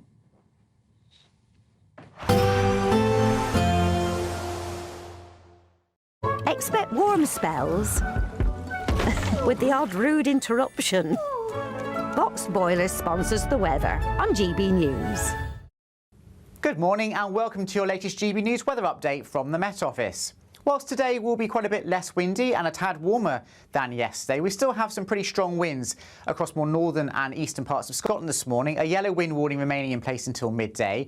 But most of us will begin the day with some sunshine, particularly in the east and the south. And whilst there'll be a few showers in the west, most of these will be lighter than on Saturday. So 1 or 2 showers this afternoon, but more especially across western Scotland. Here, quite a bit wetter with some more persistent rain developing through the course of this afternoon. Here, quite cool, once again, 13 or 14 degrees Celsius. But in the south, a warmer day to come, 15 or 16 degrees quite widely, and those winds quite a bit lighter than they were yesterday, so feeling that much warmer.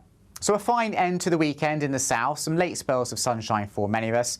We will run into thicker clouds as we move northwards there across Wales, more especially northwestern parts of England, some outbreaks of rain for Cumbria, and more especially so for western Scotland and Northern Ireland. Some of that rain fairly persistent across the Highlands and also turning increasingly breezy here as well, so a fairly damp end to the weekend for western Scotland. Otherwise, it will be northern parts of the UK that's still at risk of seeing some rain at times through the course of Sunday night, particularly heavy across the north of Scotland, moving into Shetland and Orkney by the morning. Further south, though, across England and Wales, will hold on to mostly dry conditions, clear skies at times as well, and that will allow 1 or 2 mist and fog patches to form in the countryside. Here, temperatures might well drop down to 8 or 9 degrees locally, but for most of us, a mild night, and certainly in the north, temperatures remaining in double figures. So a wet and windy day to come on Monday for western Scotland, some persistent rain for the Highlands and turning heavier as we go into the afternoon. Otherwise, for northeastern parts of Scotland, Northern Ireland and the vast majority of England and Wales, once any morning mist and fog patches clear, it will be a fine day with some warm spells of sunshine. Temperatures will be above average for the time of year, reaching highs of between 18 and 20 degrees Celsius. Expect warm spells with the odd rude interruption. Boxed Boilers sponsors the weather on GB News. Do stay with us, because still to come, as Prince William praises his Earthshot Prize finalists, we're asking, have the royals actually always done more for the environment than the politicians? That's coming up next.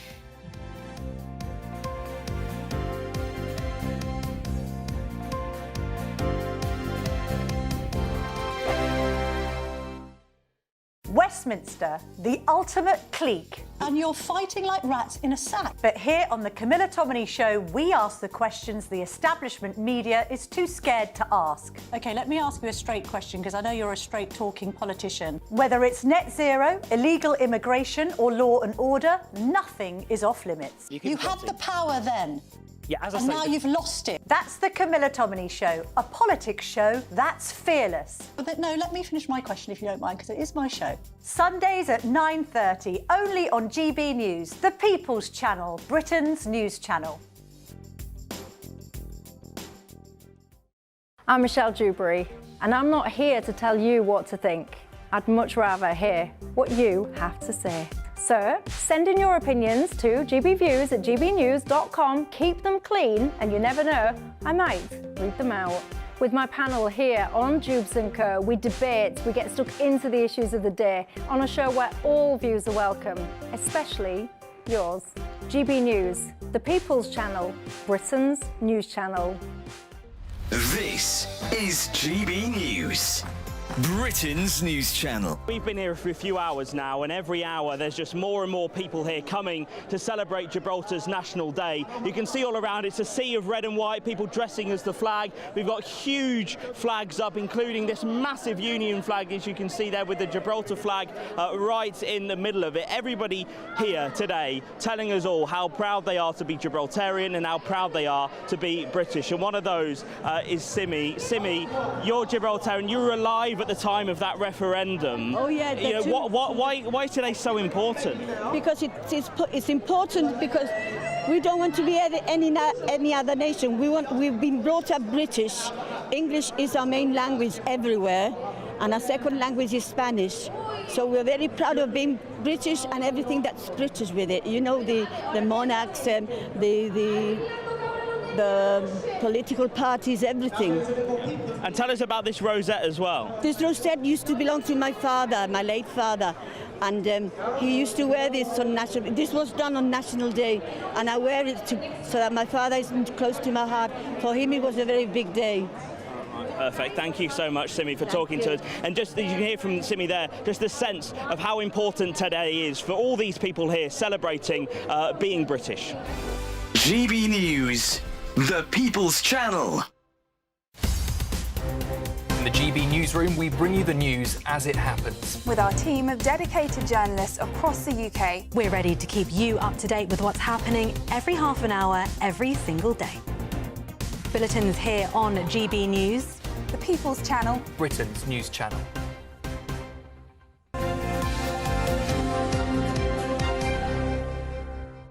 7:23, a very good morning to you.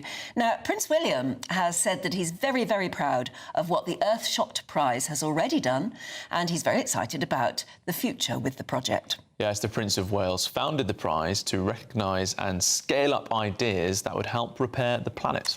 With the winners of the prize being so successful, are the royals actually doing more for the environment than politicians? Depends who you speak to, I suppose.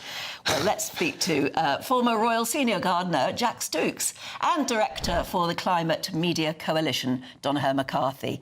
I'm going to start with you, Jack, first, because, I mean, you've actually had your green fingers in this. You know how much, for instance, King Charles has always cared about the environment when it was very unfashionable to do so. Yes, well, hi, Anne. As you know, the King's had Highgrove since the early 80s, and as soon as he took on that estate, it became organic. He started speaking about organic. He started saying, you know, this is the way we need to go forward for the country, for the world. Genetically modified products he didn't like. He didn't want to know anything that had genetically modified in it. We got heritage seeds, so we've got the heritage seed library that's come about. And all of those things, he doesn't just speak about them, he actually does it, which can't be said for politicians. I think and do believe that in that sort of side, you've got politicians saying, oh, let's try and appease to the people we want to vote for us and say what we want to say until we've got the votes, and then we'll just do something else. Whereas the royal family don't have the need to do that. So what they are saying and what they're doing is actually what we're still seeing. Highgrove's still organic. Highgrove still doesn't have genetically modified seeds growing on the estate. The king started the Duchy Organics, so we've seen that. We've seen him encouraging Duchy tenant farmers to grow organic. So the king gave his tenancy of the Duchy Home Farm, which is quite close to Highgrove. He gave that back just before he became king because he wanted that to be run, but he wanted it to be run organically. He wanted to have all of the rare breeds cattle to stay on that estate. And the person that took that tenancy on, I think only got the tenancy because he wanted to continue running it organically and he wanted to continue with the rare breeds. And that's all part Jack, and I feel parcel if we list off every green achievement from the king, we could be here all morning. But Donna, I suppose this points to the problem that politicians have got, is that perhaps the public mood is going in the other direction. We've heard from Jack, obviously, that the royals don't really need to worry about the ballot box, but politicians, as recently as last week, Kemi Badenoch saying she's going to rip up the Climate Act. It's going in a different direction, isn't it? Well, the actual little polls show that large majorities of the British public still support climate action and they want politicians to do more, which makes a very strange Kemi Badenoch's move to actually reject climate change completely. Even polls of Tory voters say they support climate action. But picking up the point about the royal family, yes, I think the royal family has served a very important function on messaging. They have access to the right-wing tabloid media, which has, unfortunately, in the last 4 years, really laid into the green agenda, which I think is really sad. But the royal family has access to them, and their messaging on climate and nature destruction has been very important. However, picking up Jack's point about organic, yes, the farms have been organic, but the royal family has been disastrous in two areas. One is flights. Their carbon footprint for this family is 6,000 tonnes of carbon. The average family is 40 tonnes, which shows there's a real problem for very rich people having huge carbon footprints. They fly regularly in private jets, which is absolutely disastrous. And secondly, which I find really tragic, is the royal family has been brilliant on talking about wildlife. The World WWF, his father and Charles are patrons of it, yet their estates are disastrous. The royal estates in Scotland are designed for grouse shooting, moor burn and deer hunting. What does that do? It destroys the native fauna. If you look at the Duchy of Cornwall, their tree cover is half the national average. Only 6% of the Duchy of Cornwall is trees. And I don't understand why in Dartmoor, which the royal family owns 67,000 acres of Dartmoor, and almost nothing has been done for nature there. I don't understand why in their own estates they're not leading on protecting and restoring Britain's precious nature. Jack, what do you say to that? Oh no, I disagree. I do and I don't disagree with some of what he's saying. But what the king does do is he's planting trees every year. And I mean, if you go and start looking into the costs he spent on trees, it's quite incredible the amount he plants. We see it at Highgrove. Every year we used to go, oh God, what are we going to do with all these trees coming in? And I mean, when I say trees, I mean like hundreds of trees will come in and they go onto Duchy properties as well as onto Highgrove. But when it comes to grouse shooting and deer hunting, I disagree with his point on that because a lot of these estates are run in that way, and you do have to have, in a sense, a cull to keep numbers down to a certain amount on properties. I mean, there's so much more that's unsaid about hunting that I don't think he knows what he's talking about. Well, I tell you what, gentlemen, I think we're going to have to leave it there anyway, and I don't think if you went any longer you'd agree. But it's lovely of you to join us this morning. Thank you so much. Thanks, team. Do you know, King Charles, he's got his biofuel for his Bentleys now. So what? A biofuel? Biofuel, yeah. So they're running on reused waste, I suppose. And please, on your sake, can you stop criticising me for talking about the royal family? I don't make up what's in the programme, A little bit, sometimes. I don't. We get our own input, but we also want to know what you want to say. So please do get in touch. If there's something we're not covering, let us know. We'll make sure we do it. I tell you what, though, like it or not, it's time for our Great British Giveaway, because it is your chance to win it, but you can't win it if you're not in it, so here's how. This is your chance to win a motorhome and cash in our biggest giveaway to date. Courtesy of Marquis Leisure, you could be the proud owner of this 2025 Benamar Primero. It comfortably accommodates 4 people, comes with integrated bathroom and kitchen areas, has plenty of storage and can be driven on your standard driving licence. Plus, you'll also bank an incredible £30,000 in tax-free cash to spend on anything you like, taking the total prize value of this great British giveaway over a whopping £104,000. Make sure you don't miss out. For another chance to win, text WIN to 63225. One entry costs £2.50 plus one standard network rate message, or text BONUS to 63225. 5 entries cost £5 plus one standard network rate message. Go to gbnews.com/win. Entries start at £2.50. Call 0903 686 3232. Calls cost £2.50 plus your network access charge, or post your name and number to GB16 PO Box 8690 Derby DE1 9TT. UK only. Entrants must be 18 or over. Blinds close at 4 p.m. on the 31st of October. The winner will be contacted live on GB News, week commencing 10th November. Please check the closing time if listening or watching on demand. Good luck. Still to come on GB News Breakfast, Liverpool lost to Chelsea, meaning Arsenal now top of the Premier League. Aidan will be here to tell us more next. This is GB News Breakfast with Anne and Charlie. Stay with us. Britain was once the envy of the world. But look around. A nation that no longer knows what it is or where it's going. A country that's broken. How do we fix Britain? How do we bring it back? Friday night with Matt Goodwin at 8 p.m. only on GB News.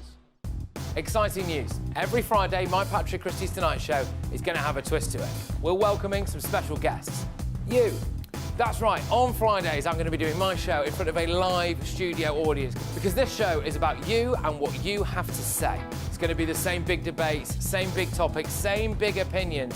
But every Friday night at 9 p.m, you are invited to come on down to Patrick Christie's Tonight to be a part of the action. Only on GB News, the People's Channel, Britain's news channel. At GB News, we love to hear from you, our loyal community. So drop us a line at gbnews.com/yoursay. There you can talk to each other and also to the presenters live on air. gbnews.com/yoursay, because GB News is your channel, Britain's news channel. Decisions made in Washington aren't just shaping America, they're shaping Britain too. From migration to global security, from crime to health. Whatever happens in the White House today will be felt in your town or city tomorrow. That's why The Late Show is live from Washington, D.C. Cutting through the politics to show you what it all means for Britain. The Late Show live every night at midnight. Only on GB News, Britain's news channel. Join me, Nana Akweer, for an informative, interactive news programme with a difference. It's fun. No, he didn't say that, Dave. I'm so surprised. I think there's an element of truth to that. Join me from 3 p.m. every weekend, only on GB News, Britain's news channel. You want to know what's really going on in the corridors of power? Labour don't know what to do with you half the time, and that makes you quite lethal in the chamber. Get behind the headlines with Chopper's Political Podcast. Join me, Christopher Hope, as I sit down with the great and the good of British politics. We'll see where this ruling takes us. These are the stories shaping our nation. Chopper's Political Podcast, available now on all platforms. Listen in and stay ahead. From the school run to the home run, watch a new show for all of Britain. So he can say whatever he wants. A straight talking show where all voices are heard. And, when are we going to stop talking about smashing the gangs and actually do it? With the stories that matter from every part of our country. There's a bit of a crash landing there for your Chancellor. Bold, fearless and standing up for you. That's me, Martin Daubney, 3 p.m. till 6 p.m, weekdays, here only on GB News. The People's Channel, Britain's news channel.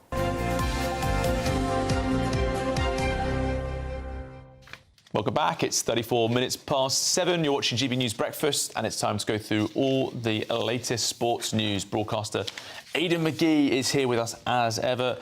Aidan, we've got to start with the F1, haven't we now? I would say so, yeah. I mean, look, for the first time since 2021, that thrilling battle between Britain's Lewis Hamilton and Max Verstappen, we're seeing now a real tussle at the top, and that was wonderful what we saw in 2021, but it did actually mark a changing of the guard. Max Verstappen became the eminent driver. We've been talking about Lewis Hamilton coming back into F1 with a different car, with Ferrari, the red of Ferrari. It was meant to be the staging post for the relaunch of his career. It just hasn't happened. There's been no notable improvement year on year. He's had the same complaints about the car as he had in his Mercedes days. And I just think that maybe we have to accept now that we're seeing a further change of the guard. He's not going to be the new era of dominance that we expected. He's moving on. But the subplot is that there's two other Brits doing very well. Lando Norris is second in the overall league, and I think that he could go on and win it. Oscar Piastri is at the top. They're both McLaren drivers. And Singapore is a really difficult assignment because of the heat. There are searing temperatures down there. It's been declared a hazard race for the first time ever because it's just going to be so hot on track. It's tough enough anyway, Anne, because it's so winding and there's so many hairpins and turns, etc. It's a real endurance test for the drivers. And there's been some controversy in the last 24 hours or so because the FIA have issued a cooling vest. I was just going to say, do they not have AC in their cars? But I suppose they do. That would take up too much room and power, would it? You know, we spoke about it briefly earlier. Yeah. Everything is about reducing the weight in the car. Yeah. That increases the aerodynamics of the vehicle, getting around the track, etc. Increases mobility, aerodynamics, etc. So what they do is they pump dry ice through the car, and the cooling vest, which they're advised to wear, there's talk that it could become compulsory next year. Max Verstappen has already hit out against it. He said the cooling devices should be the responsibility, part of the team armoury, if you like. You know, we should be given the opportunity to do it better. It shouldn't be issued by the governing body. But they can pump the dry ice through the car, around the car, to keep it cool during the race, and then through a kind of a tube into a vest up through the garment to keep the driver cool. It sounds great in theory, but as with everything, it's an extra garment in addition to all the other paraphernalia. Extra weight, and it would also reduce their it just could be uncomfortable. I don't wear a vest. Does anyone else wear a vest?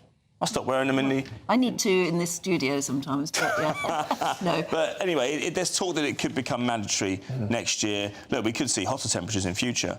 But in Singapore is going to be a real difficulty. We've seen Verstappen win the last two Grand Prix as well. He's hot on the heels But we're finding this more and more. I mean, you've mentioned it more and more with other sports too, is where we go to different world destinations to centralise some sort of big competition.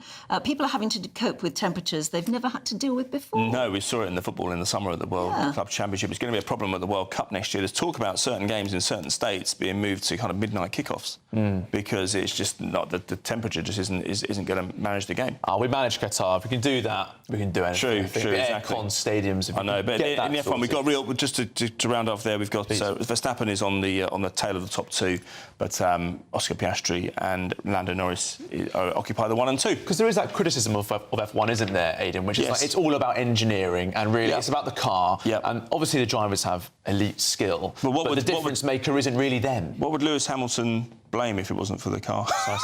Precisely. I know. But look, last week, we like... I say it all the time, Anne, you know that. I like competition in sport. There is no sport without competition. We're seeing a bit of competition at the top of the race this year, and it's not before time. And then in the football as well, last night's victory for Chelsea at home to Liverpool. Yeah, 2-1, yeah, exactly. I think we can hear from the Liverpool manager, Arne Slot, if we've got time just to round off here. But, yeah, very angry with his side, conceding late in that defeat at Stamford Bridge. We've created more than enough chances to score more than one goal last week and today. And when we did, I think there was a period of the game where I felt now we're going to win it. We came a lot of times very close with chances, but also with moments where we had a 4 versus 3 in our favour, not outplaying it well enough in the last pass, but... and in the last 10 minutes, it was an end-to-end game. Both teams could have won it, and we didn't, and Chelsea did. So that's Arne Slot, the Liverpool manager. His side was known as the slot machine last season because they were so consistent, but not quite going their way at the moment. Arsenal sitting on top of the league. There we go. OK, we'll see you again in the next hour. Thanks very much to Aidan. And now, if you're in search of some holiday sun, here's the forecast for some of the top European destinations.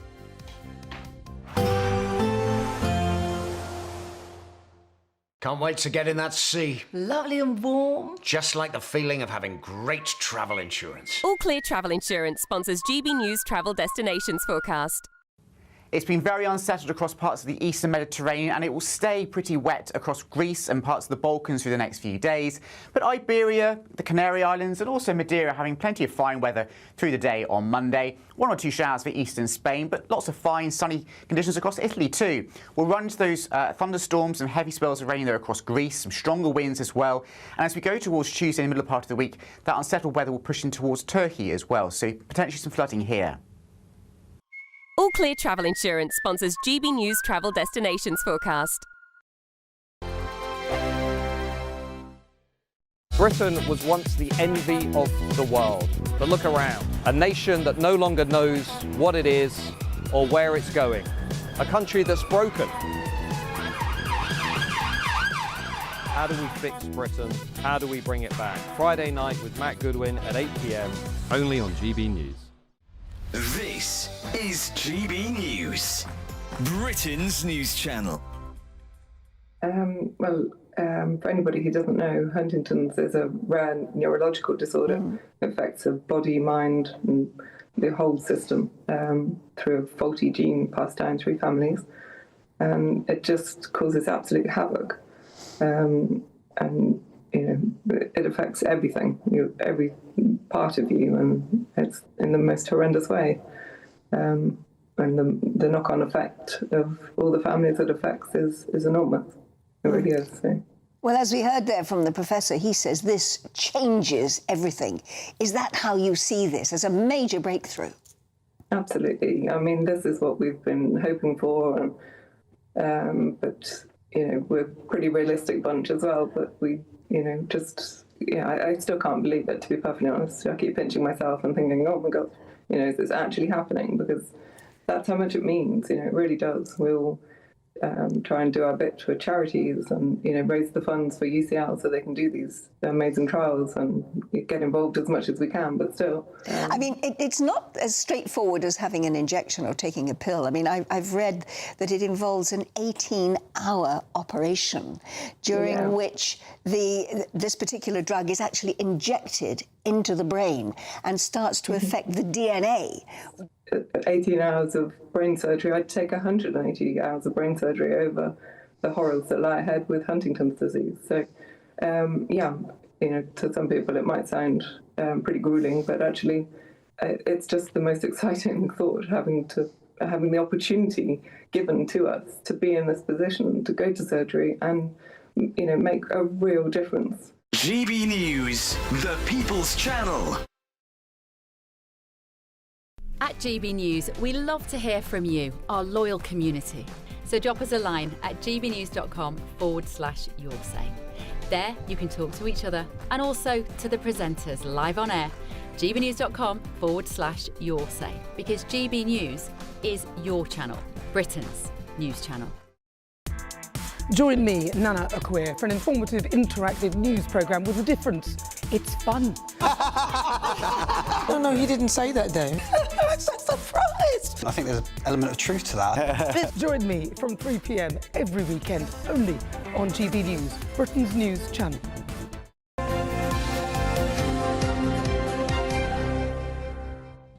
Welcome back. You're watching and listening to Breakfast with Anne and Charlie this morning. And we're going through the newspapers now with journalist Andy Jones and political commentator Emma Wolfe. And Emma, from The Telegraph, you've been looking at the arrival in Paris of... One, Meghan Markle, Duchess of Duchess of Sussex. Remember, it's not safe for Harry to bring his wife and his children to the UK, but it's apparently safe for Meghan to be at Paris Fashion Week, which she was, I think, last night, at the Balenciaga fashion show, looking interesting. Yeah, she was wearing... I don't know if we have the picture, but anyway. Like a big white blanket. Sort of, people called it a white duvet, a white blanket, a white cape. Well, it's a kind of cape. I'm sure we do have over her white pyjama look. Yeah.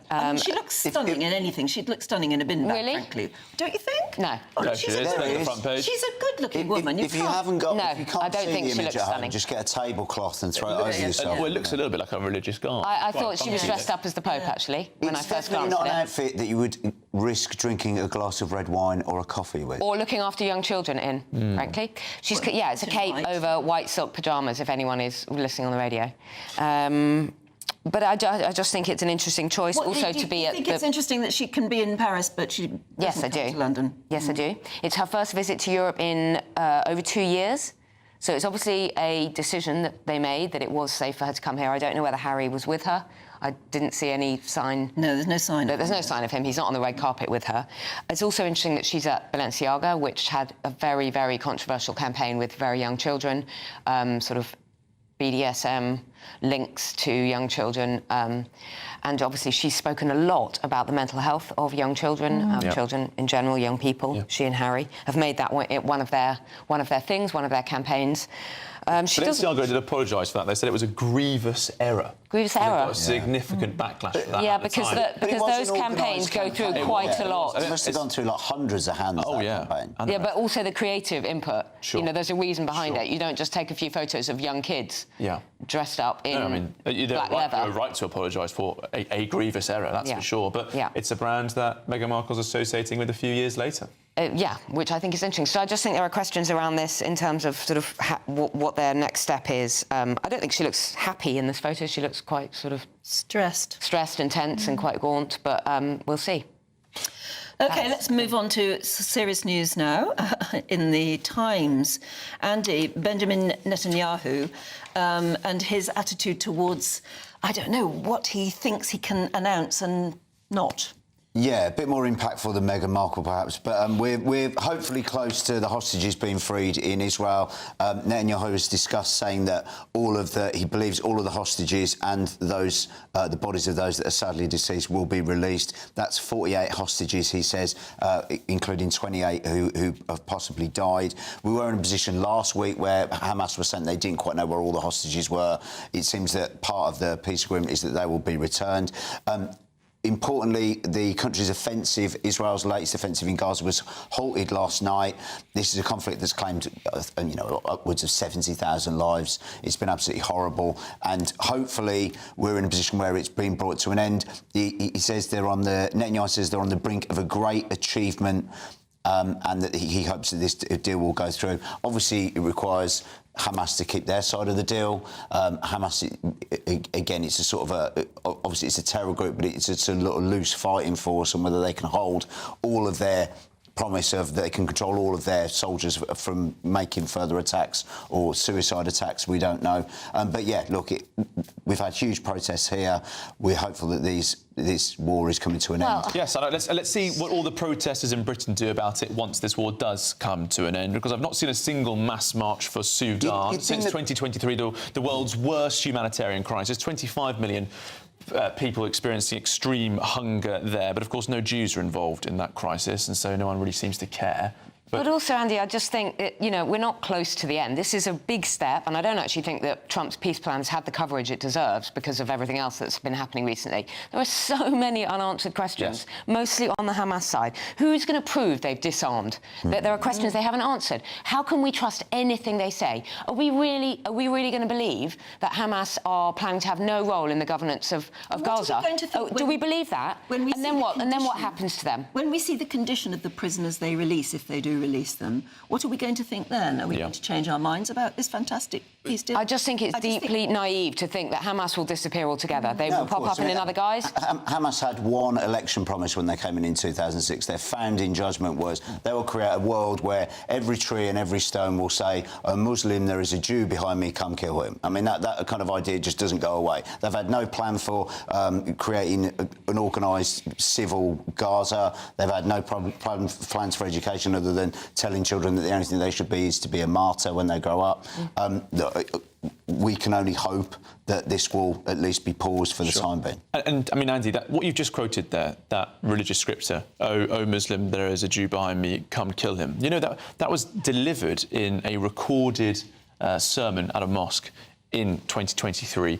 The Charity Commission published a written warning against that mosque in Nottingham just a few months ago. It's madness, really, to have that sort of language being delivered in a religious context and promoted. It's not just being proselytised in Gaza and the West Bank.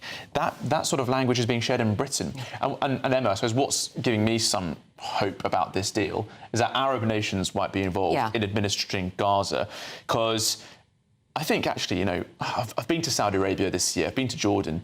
They do a better job of dealing with Islamism in their country than we do. They've banned the Muslim Brotherhood. They're very rigid on what gets said in mosques, whereas in this country, footage comes out all the time of really devastating and terrifying speeches. And if you report on these mosques, they really do come after you as well. Trust me, we've experienced it here. Absolutely, and I think that's why it's so important that this is taking place over there, that this is happening. I think the talk's happening in Egypt. Yes, that's tomorrow. right. Yeah, I mean, because those players have to be absolutely on board and holding Hamas to account. Yeah, I mean... But I don't trust a word that they say. No, we can only hope that there'll be a pause in the fighting. But, I mean, again, what Charlie was saying, there was a mosque in East London where they'd said the imam was saying things like, you know, we need to burn he called Allah to burn down the houses of Jews and things like that. And I think this is a perfect example of something the government should be active on. And yet, they are active when... somebody who's got a community leader who's got real sway with his community. Massively. And yet we have instances where people say appalling things in the wake of the Southport riots and they go to prison for 2 years. Well, yeah, and sorry to always come back to Lucy Connolly, but look, we've seen that the government can act and they can not lock people up for inciting, as they see it, with a tweet. Whereas you have powerful leaders. I mean, rhetoric is an incredibly powerful thing. When you have a leader of a community, a leader of a mosque, preaching this stuff week after week after week, nothing is done about it. I'm still waiting for Labour politicians to use the word Islamist about what's going on this week. Yeah, I know as well. Keir Starmer did mention it once.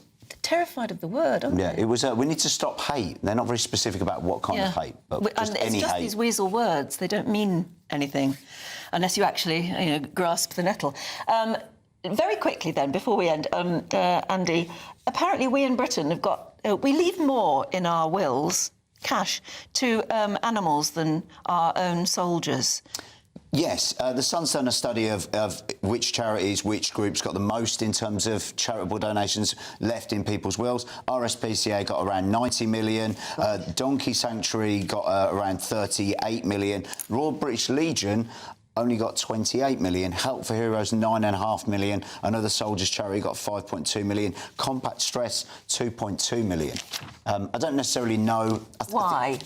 I don't really know. I really do think that we are a nation that does care about our armed forces. I don't think that's always reflected in the way the government behaves. I think day to day, whenever I see people selling poppies, people are always wearing poppies, people always donate when they get the opportunity to, people are respectful on Remembrance Day. Is it because... I don't know when people die... We imagine the state is looking after them. Yes, whereas I think so. We know the state isn't looking after animals, I suppose, so much.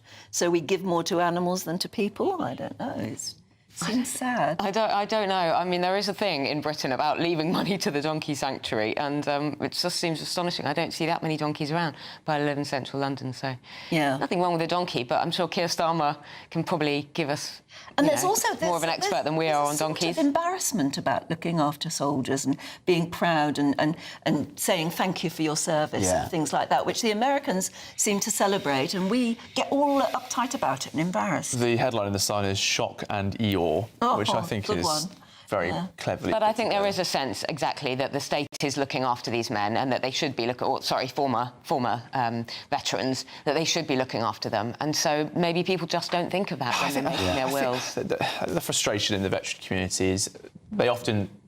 as soldiers, they were told to soldier on and put up with bad conditions. And in post-service life, the same mentality is adopted.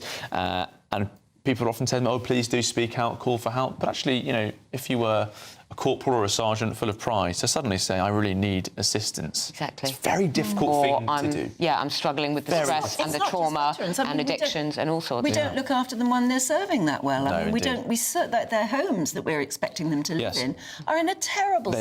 They are. I mean, in a former life, I did a bit of soldiering, and I've had some pretty questionable accommodation in that time. But I remember being a little bit miffed as a soldier, seeing news about small boat migrants not being able to stay inhospitable military barracks accommodation. Yeah. Just sitting back, looking at my wall, which was made of balsa wood, with the cold shower, thinking, Yeah. Good enough for you, but not for them. Well, can't win them all. And of course, this combat stress, which is also about treating people with PTSD, has got 2.2 million. The government probably spends far more on that with the people who, suffer PTSD in the workplace and things like that. Emma, good note to end on.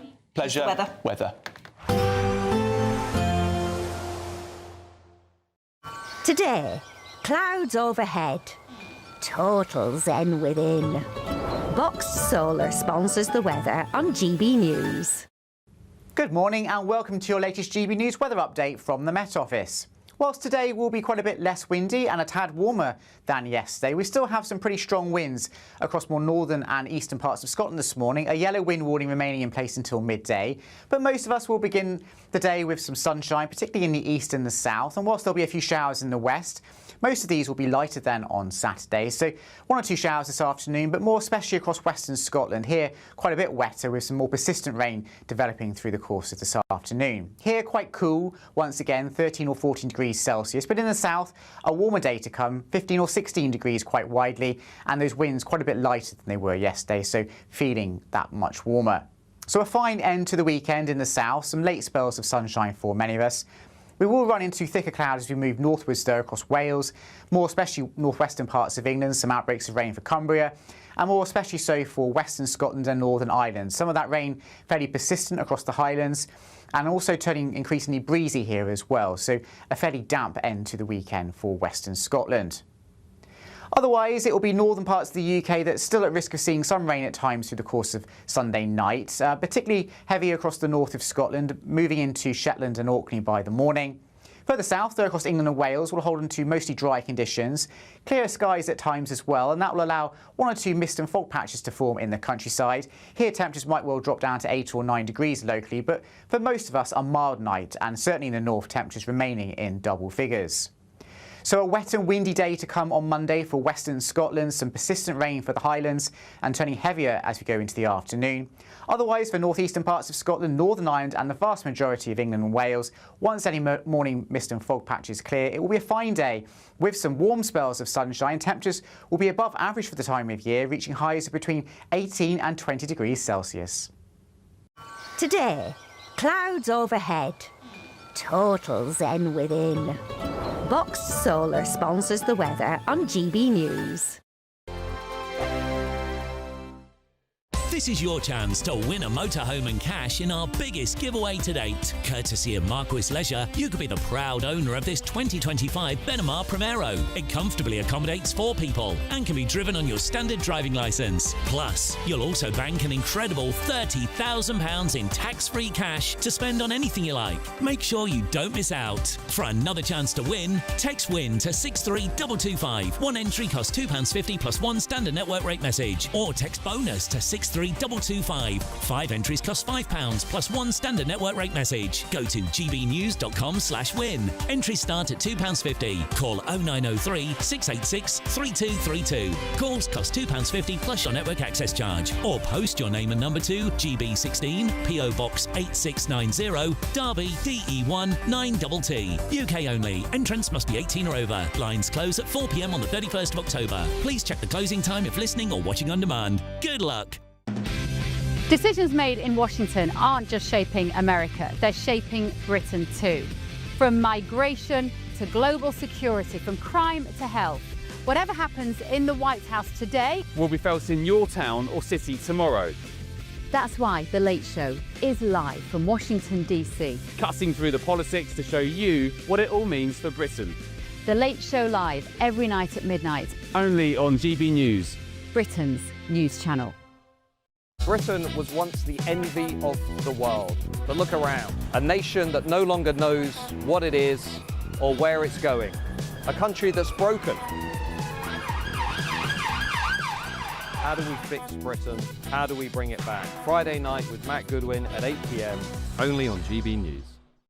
It's Patrick Christie's Tonight, and here We do things differently. It's explaining the absolute madness of this, doesn't it? It's explosive. I mean, this is very good. It's lively. 850. Your government sat there, Sean, and it did nothing. It's controversial. And the Middle East has been in turmoil since before I was born. It's everything you need to kickstart your evening. Everyone's had their Weetabix tonight. I love to see it. That's Patrick Christie's Tonight, weeknights from 9 p.m.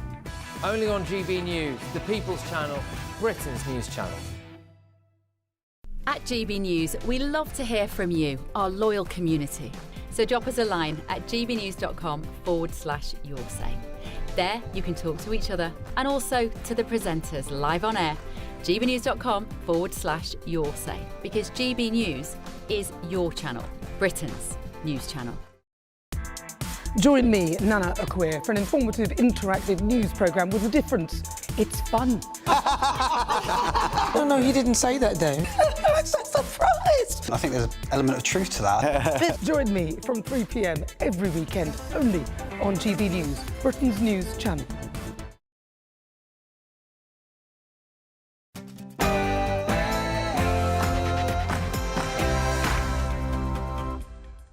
Good morning. Kemi Badenoch talks tough on illegal immigration. Yes, the Conservative leader, she's vowed to deport 150,000 illegal migrants a year and pull Britain out of the ECHR.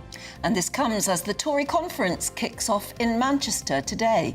Kemi Badenoch reveals her 7-point plan to secure Britain's borders, including Trump-style immigration squads. But new polling finds that voters have less faith in the Tories to end migration channel crossings than both Reform and Labour. So is it all too little too late for the Conservative Party?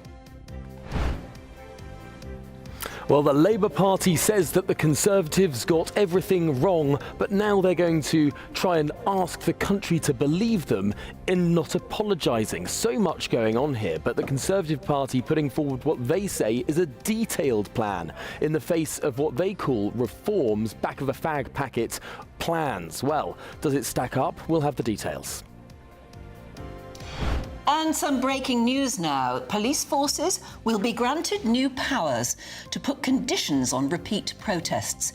The Home Secretary is ordering a fresh look at how protests are policed and organised. That comes after 500 people were arrested at that pro-Palestine rally in central London after defying calls to cancel in the wake of the Manchester synagogue terror attack. Counter-terrorism police have been given permission to hold 4 suspects in custody until Wednesday in connection with the attack on the synagogue in Manchester. Yeah, that police operation continuing here. They've removed their outer cordon. We're now much closer to the Heaton Park synagogue behind me as more details emerge of who Jihad al-Shami really was. And the Israeli Prime Minister Benjamin Netanyahu says he hopes to announce hostage release in days and vows that Hamas will be disarmed. So, does that make President Trump a peacemaker for the Middle East? I know where men shed tears is here. All servicemen are part of that huge group, and you never let it go. Thousands of bikers roar to the National Memorial Arboretum in a powerful Ride to the Wall tribute to Britain's fallen heroes.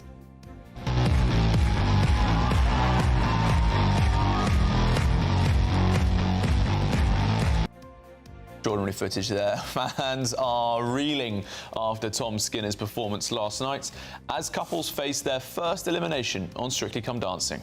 In fact, we'll be joined by former Strictly Professional AJ Pritchard to hear what he's got to say about it all. They were written off just a few weeks ago, but Arsenal now occupy top spot in the Premier League as Liverpool lost late on against Chelsea at Stamford Bridge, and Manchester United paid tribute to victims of the synagogue attack in Crumpsall. Storm Amy is now easing, but will we see any more storms in the week ahead? Find out in your full forecast coming up.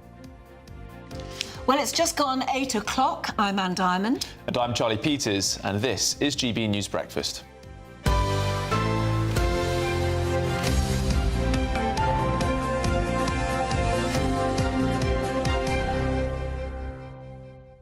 Extraordinary news, Anne, this release. Breaking news is fascinating, isn't it? Yeah. Shabana Mahmood is actually trying to get a grip with what we were talking about in the previous hour, is the fact that these repeat protests, how long are they going to go on for?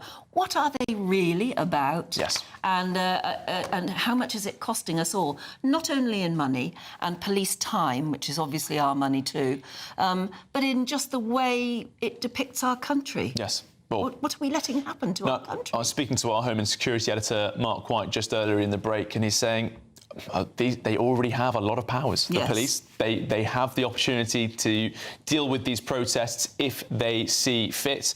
So are we just hearing more words rather than action? That's certainly a frustration we've heard from a lot of our listeners and viewers recently. Yeah, I mean, the headline in it is, she says, police forces will be authorised to consider... Authorised to think. The cumulative impact of protests, assessing previous activity when deciding to impose limits on protesters. So once again, it's saying to the police, you've already got the powers, but you've now got to think a bit more about it. But doesn't it also show that maybe the government is seriously worried about the way things are going?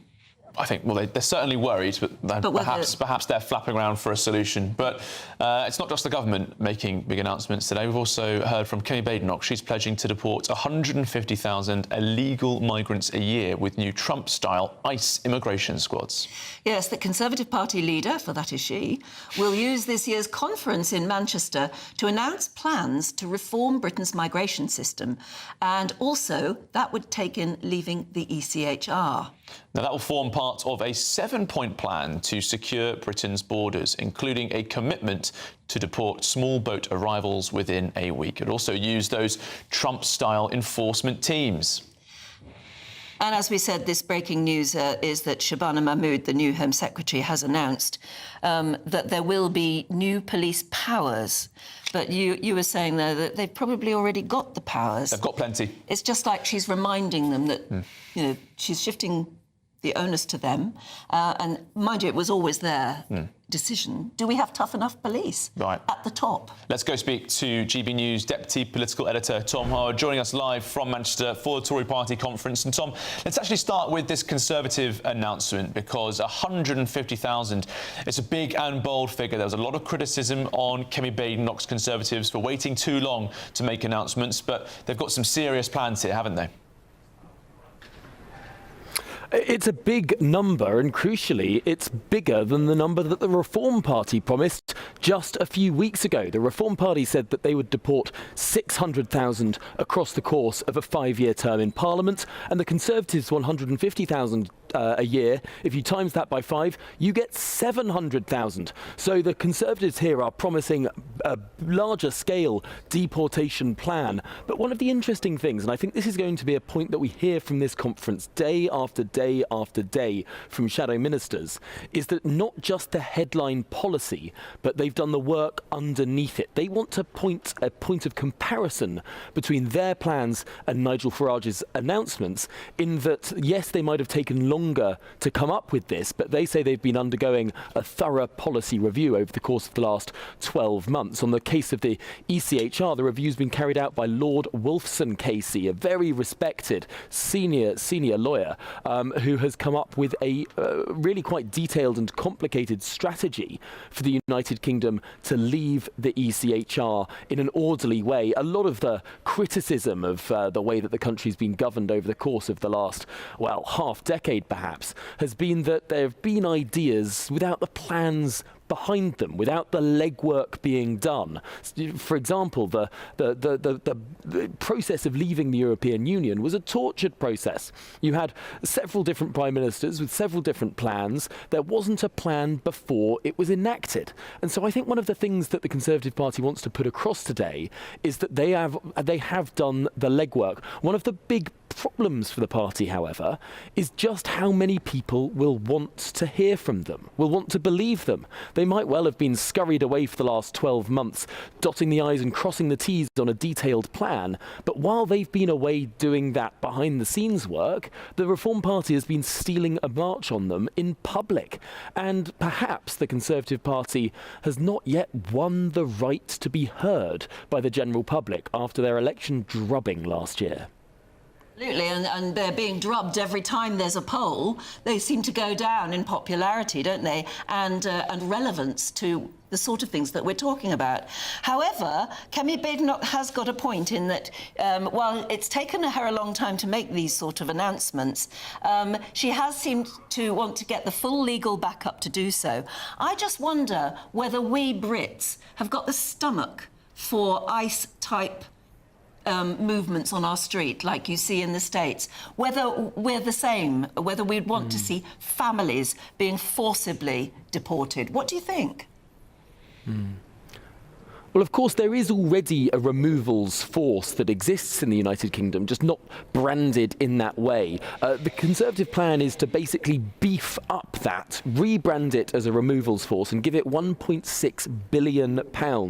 I think it would be unlikely to behave in exactly the same way that you see in the United States, but you already see with immigration control in this country, with the arrest of illegal migrants, very often there is a lot of consternation. I mean, there have been some very high-profile cases in recent years where immigration enforcement turns up at a house, tries to bundle an illegal migrant into the back of a police van and gets surrounded and swarmed by protesters. We've seen that on a number of occasions in this country. I think the gamble that the Conservative Party is taking here is that the British public is simply fed up of the government saying that we have these laws, saying that it is illegal to enter the country through an irregular route, that coming by small boat must be prevented, must be stopped, but then doing practically nothing to remove the people who arrive by that route that they say is illegal. It's like they're talking through both sides of their mouth. I think the gamble that the Conservative Party is taking here is that people are so fed up with the issue of people jumping the queue, of coming into the country illegally, of immediately being handed hotel accommodation and priority access healthcare and all the rest of it. People are so fed up of that farce that they would be willing to see a tougher set of deportation policies. Tom Harwood, live in Manchester, thank you very much. And Anne, you say, does the country have the stomach for this? I mean, first and foremost, for me, I think they do. I think people are really fed up of seeing illegal immigrants clogging up so much of the country. And Kemi Badenoch draws out a really key example for this in her announcement today. She says that we have, grooming gang perpetrators who have been delaying their deportation for over a decade, hundreds of thousands of pounds in legal aid to do so.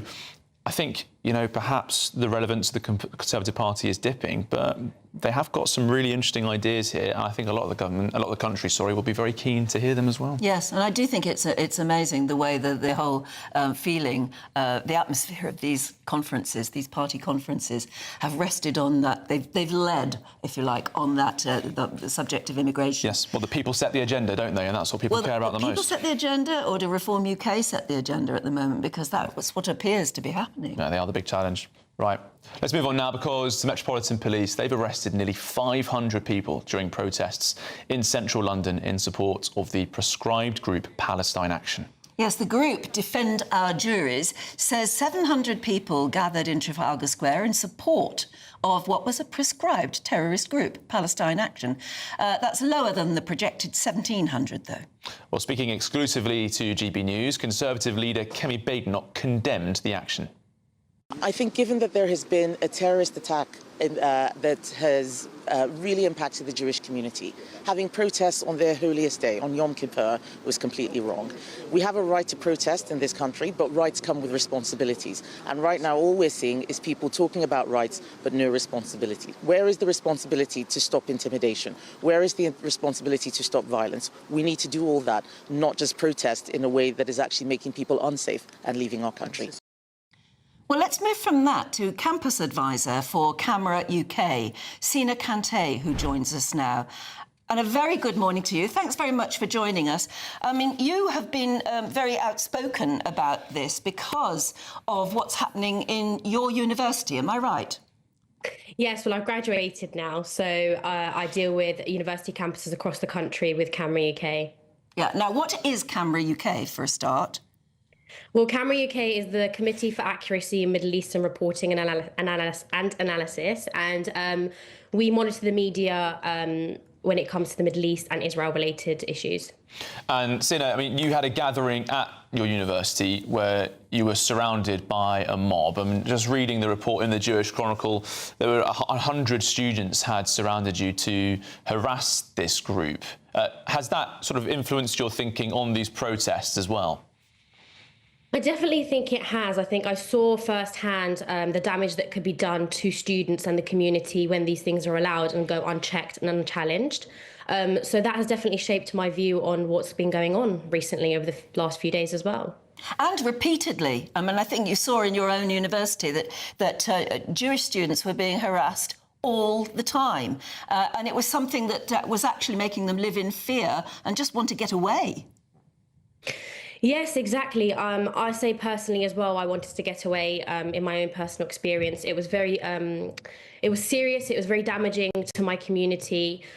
However, I will say that these ideas behind what was going on was lended credence back then through the government not taking proper action to curb them and stop them. I think also recently going forward with the recognition of a Palestinian state, you know, especially after October 7 and after 2 years of calls for an intifada and violence across our campuses and streets, there is more damage that's going to be done.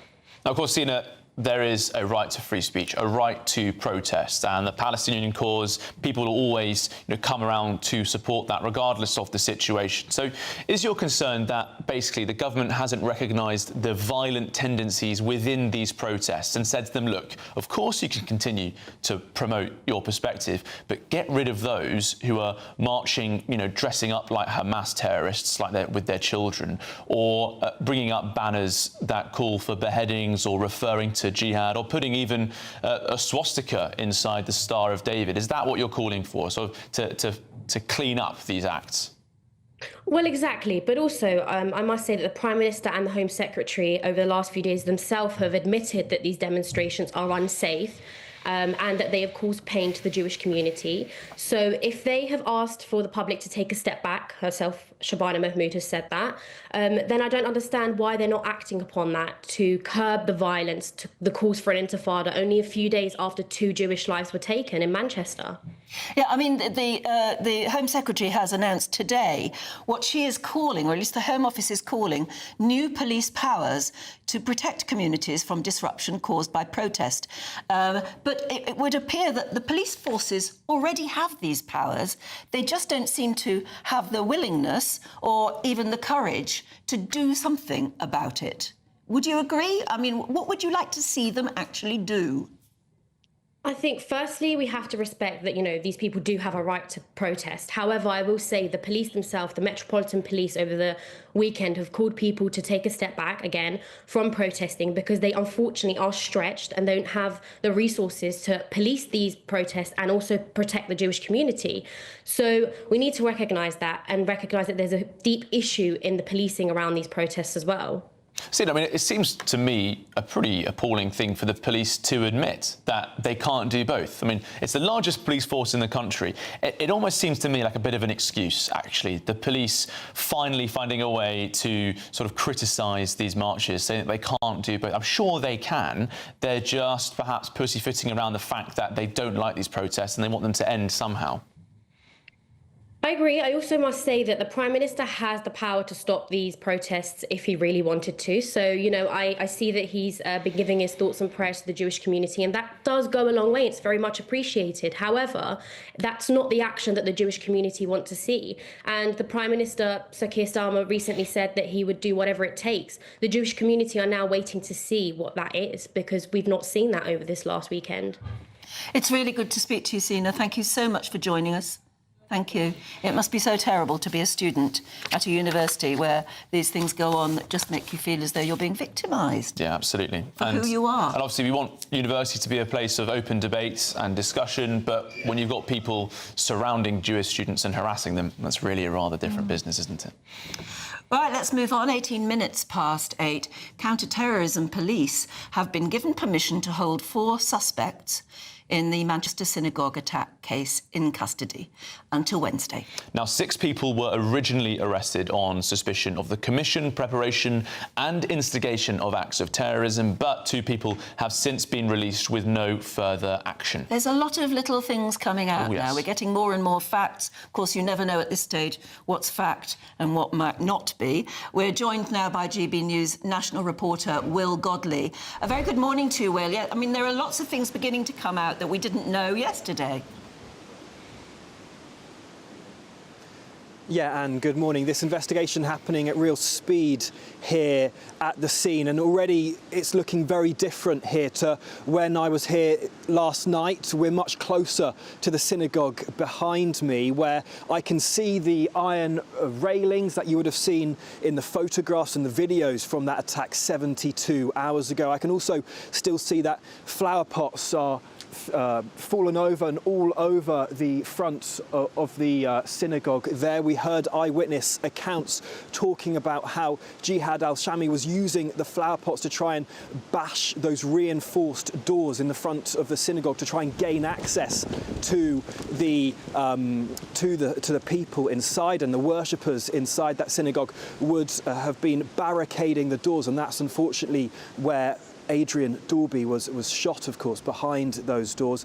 But the community here and the worshippers inside that synagogue did meet yesterday on the Shabbat. They met in a porter cabin just nearby here, where I can tell you that they sang together, they prayed together, and they mourned Adrian Dorby and Melvin Kravitz. And they also prayed for the 3 people still in hospital. It's described as a very emotional meeting with lots of tears, but also very powerful as that group came together. And I can also bring you more details now of Jihad al-Shami, the 35-year-old man believed to be responsible for the attack here on Thursday morning, as a woman who claimed to have dated him for 4 months on and off when she was 18 years old. She claims he groomed her, lying about his age when she was still in college to make her go out with him. She says they met on Muzmatch, and rather worryingly, she says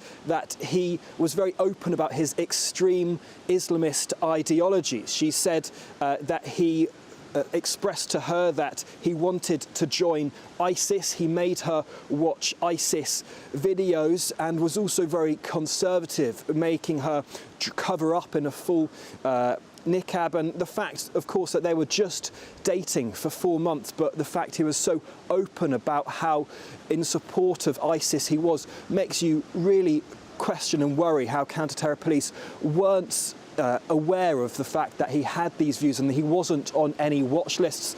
But their investigation is continuing into exactly what motivated him and whether he was acting alone or had any accomplices.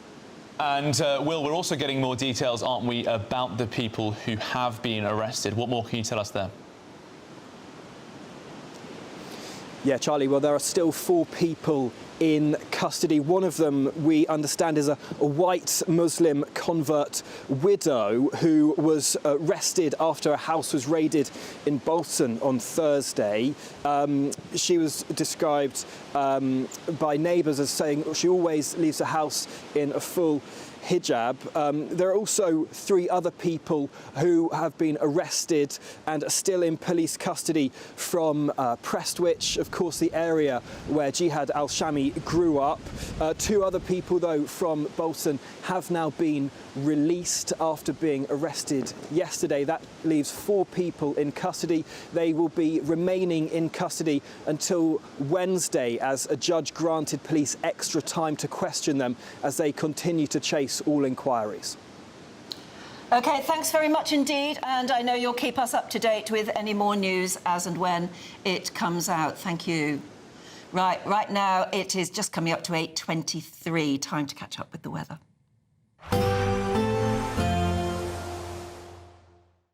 Expect warm spells with the odd rude interruption. Box Boilers sponsors the weather on GB News. Good morning and welcome to your latest GB News weather update from the Met Office. Whilst today will be quite a bit less windy and a tad warmer than yesterday, we still have some pretty strong winds across more northern and eastern parts of Scotland this morning. A yellow wind warning remaining in place until midday. But most of us will begin the day with some sunshine, particularly in the east and the south. And whilst there'll be a few showers in the west, most of these will be lighter than on Saturday. So 1 or 2 showers this afternoon, but more especially across western Scotland. Here, quite a bit wetter with some more persistent rain developing through the course of this afternoon. Here, quite cool, once again, 13 or 14 degrees Celsius. But in the south, a warmer day to come, 15 or 16 degrees quite widely, and those winds quite a bit lighter than they were yesterday, so feeling that much warmer. So a fine end to the weekend in the south, some late spells of sunshine for many of us. We will run into thicker clouds as we move northwards though across Wales, more especially northwestern parts of England, some outbreaks of rain for Cumbria, and more especially so for western Scotland and Northern Ireland. Some of that rain fairly persistent across the Highlands and also turning increasingly breezy here as well, so a fairly damp end to the weekend for western Scotland. Otherwise, it will be northern parts of the UK that's still at risk of seeing some rain at times through the course of Sunday night, particularly heavy across the north of Scotland, moving into Shetland and Orkney by the morning. Further south, though, across England and Wales, will hold into mostly dry conditions. Clear skies at times as well, and that will allow 1 or 2 mist and fog patches to form in the countryside. Here, temperatures might well drop down to 8 or 9 degrees locally, but for most of us, a mild night, and certainly in the north, temperatures remaining in double figures. So a wet and windy day to come on Monday for western Scotland, some persistent rain for the Highlands and turning heavier as we go into the afternoon. Otherwise, for northeastern parts of Scotland, Northern Ireland and the vast majority of England and Wales, once any morning mist and fog patches clear, it will be a fine day with some warm spells of sunshine. Temperatures will be above average for the time of year, reaching highs of between 18 and 20 degrees Celsius. Expect warm spells with the odd rude interruption.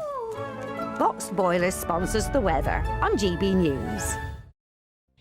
Well, still to come, we'll be joined by the former Strictly Professional AJ Pritchard to hear all about the first elimination of the new series. That's next. This is GB News Breakfast with Anne and Charlie and a dancing AJ.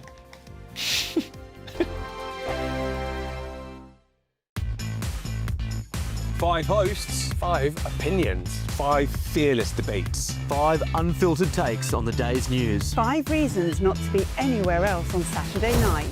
This is the Saturday 5. You got me good there. Britain's biggest Saturday night TV show. It's not a bad brand. Yeah. Uncensored. Very, very racist tonight on the unpredictable. What does she say? Can you translate it for us? And always entertaining. And how can a country go from being led by William Wallace Saturday nights from 6 p.m. only on GB News. The People's Channel. Britain's news channel. You're going to want to stay tuned, trust me. I'm Tom Harwood.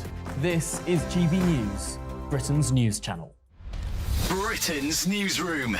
Weekday mornings from 9:30. There's an interesting story, Charlie, in the Daily Mail. A 2-year report that claims racism in the UK countryside is getting worse, with abuse normalised and tolerated. What do you think of this academic research? Rubbish. Well, it's a load of old bunk. Yes, yeah. 2 years, as you say. 2 years to interview how many people? 115. It took 2 years. Very scientific. And this is where, people often ask about, what you do when you go to university, or the tuition fees that people have been paying. University of Leicester, where this report was undertaken, have funded this 2-year holiday spree by the sounds of things and cobbled something together at the end. 115 people, that's nobody. But they've asked the question about, do you feel that the countryside is effectively exclusive in any kind of particular way?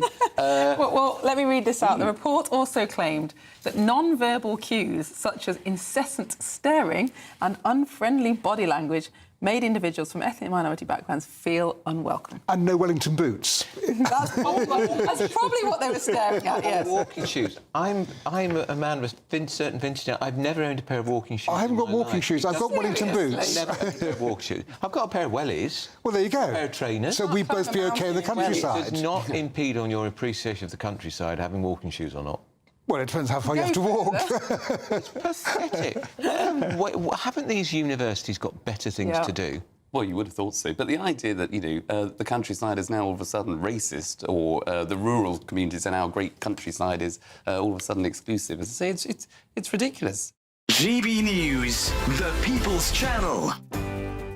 I'm Michelle Dewberry, and this is GB News, the People's Channel.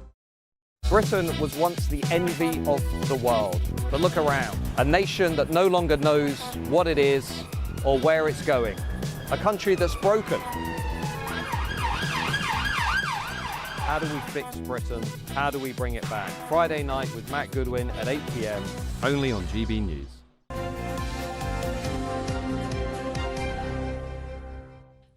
Right, now the newest series of Strictly Come Dancing is hotting up, with the first couple apparently being eliminated from the competition tonight. Now, one celebrity in trouble is the former Apprentice star Thomas Skinner, who scored just 13 with this interesting routine. Bonkers.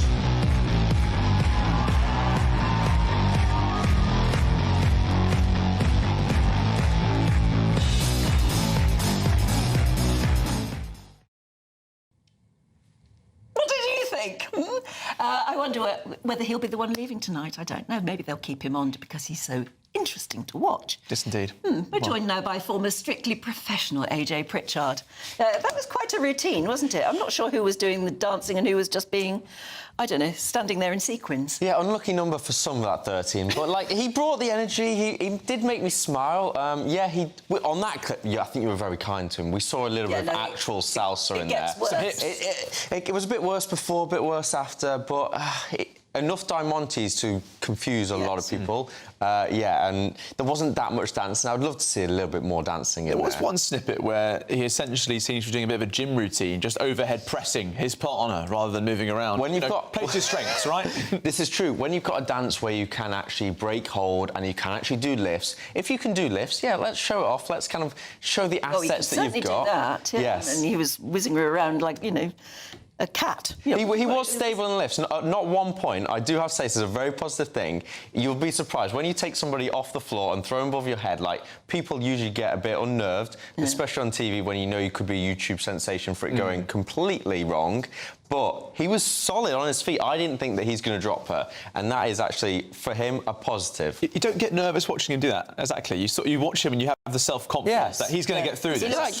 He's going to do another 2 or 3. He's going to keep going, I think. But dancing may not be his ultimate strength. Hey, within Strictly, it's an entertainment show. It's there to make us smile, and I think he's going nowhere, that's for sure. I think he's going to go the duration, and he's going to bring out all the tricks, all the dry ice, come from the ceiling. Every trick in the trade, I think, is going to be thrown at him. Is it always down to the judges, or does the audience have any say in whether they like somebody so much they keep them on? I think the one... How do they measure these things? The brilliant thing with Strictly is you can make the final with the worst scores, as long as you've always got the support from the audience. And I think that's the thing, especially now when the voting has gone. Obviously, you don't pick up the phone anymore. You go online and you have 5 votes. So I think people, it's much easier to save the people that you want to save for whichever reason, to cause chaos for everybody else, or to just have that entertainment factor. So I think it's intriguing. As a professional, what are they going to do next? Because, I mean, there she is, she's dancing around him. You can't get away with that with lots of dances, can you? Well, as much as I hate the word the journey, at least you're going to see a real journey with him. And if you do a ballroom dance, like, I think he is strong, he's tall, we can make sure that he starts to drive through the heel and makes that movement. I know that, like, Amy, like, that is where they're going to want to go, and I think that is actually going to see, wow, what an improvement from last week was interesting, as we saw there. So next week, actually, we can show some quality in a tux. Tail suit, beautiful. Dances with a bit more posture, a bit more core strength, rigid movements. That's going to work to his favour, you reckon? 100%, because then she can control him. There is a bit of a change, isn't there, with this tie-breaking for judges in this series of Strictly. And so the voters do have a say, but it comes down at the end to the judge's choice ultimately it will. on the final 2. And it's a rotation, isn't it? So different judges, different weeks, having that ultimate power. I don't know how I feel about this personally. I don't like it. I'm going to throw it out there. I don't like it whatsoever. I absolutely love Shirley. Throughout all of it, Shirley was like, OK, saying to the pros as well as the celebrities, like, OK, there was only 4 bars of 8 of actual real dancing when we break it down. I want to see more dancing. I think for her to actually say that and to be very opinionated about that, it's brilliant. And she is a pure dancer. She trained me. I love her. She knows it inside and out. And actually, when you hear people who are absolutely addicted to Strictly, they want to see dancing. 100%. Not just being silly. That's what makes Strictly so good, especially in the UK. You see other countries try and, like, more break hold and do everything, every Tom, Dick and Harry, everything. But I love that in Strictly you still have this is a waltz, this is a cha-cha, and sometimes you attempt to do a salsa, but it doesn't always work out. But at least they try and get there. We'll see what's next. AJ, absolute pleasure to have you in this morning. No, thank you for joining us. And it's time now for the Great British Giveaway, your chance to win that motorhome, 30 grand in tax-free cash. Here's how. You're not going to want to miss our greatest Great British giveaway so far. You could bank an incredible £30,000 in tax-free cash to spend however you like. And if that wasn't enough, you'll also get to drive away in this brand new motorhome. With thanks to Marquis Leisure, this brand new 2025 Benimar Primero could be yours. It comes with all the mod cons you'd expect from a vehicle worth over £74,000 and comfortably sleeps 4 people. This prize package is worth over £104,000. And remember, if you can dream it, you can drive it away. For another chance to win, text WIN to 63225. One entry costs £2.50 plus one standard network rate message. Or text BONUS to 63225. 5 entries cost £5 plus one standard network rate message. Go to gbnews.com/win. Entries start at £2.50. Call 0903 686 3232. Calls cost £2.50 plus your network access charge. Or post your name and number to GB16 PO Box 8690 Derby DE1 9TT. UK only. Entrants must be 18 or over. Lines close at 4 p.m. on the 31st of October. The winner will be contacted live on GB News, week commencing 10th November. Please check the closing time if listening or watching on demand. Good luck.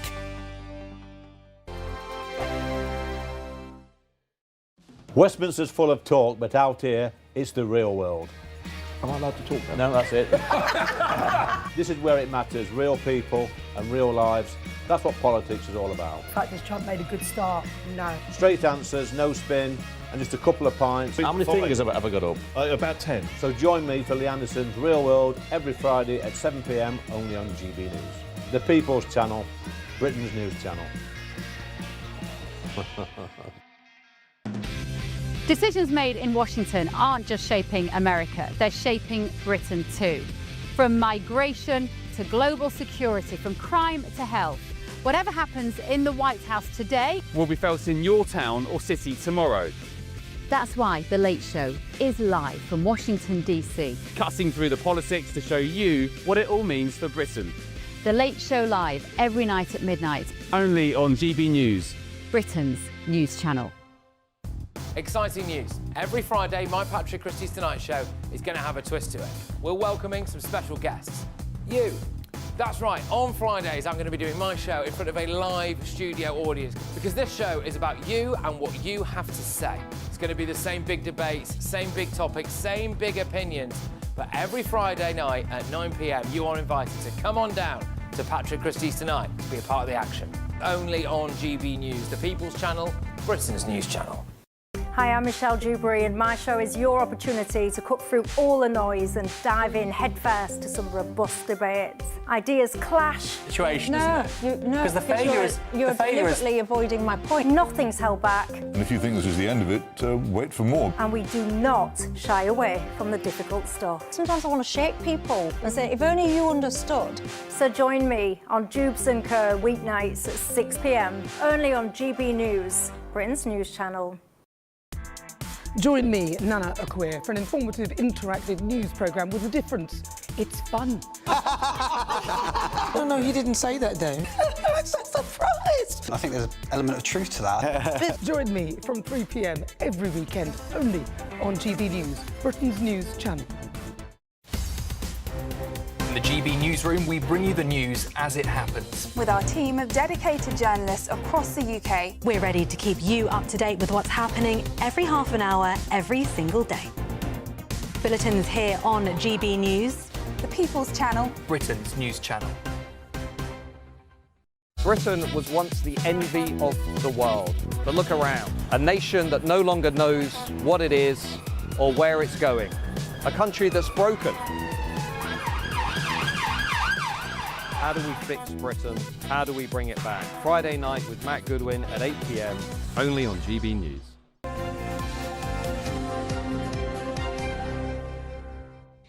Welcome back. You're watching and listening to Breakfast with Anne and Charlie. Charlie, who very kindly just brought me a coffee. Isn't that sweet of me? Very much. Isn't that Well, sweet? Howden, but he pops out in the break. I had to stretch my legs. It's a long show, this breakfast, you know.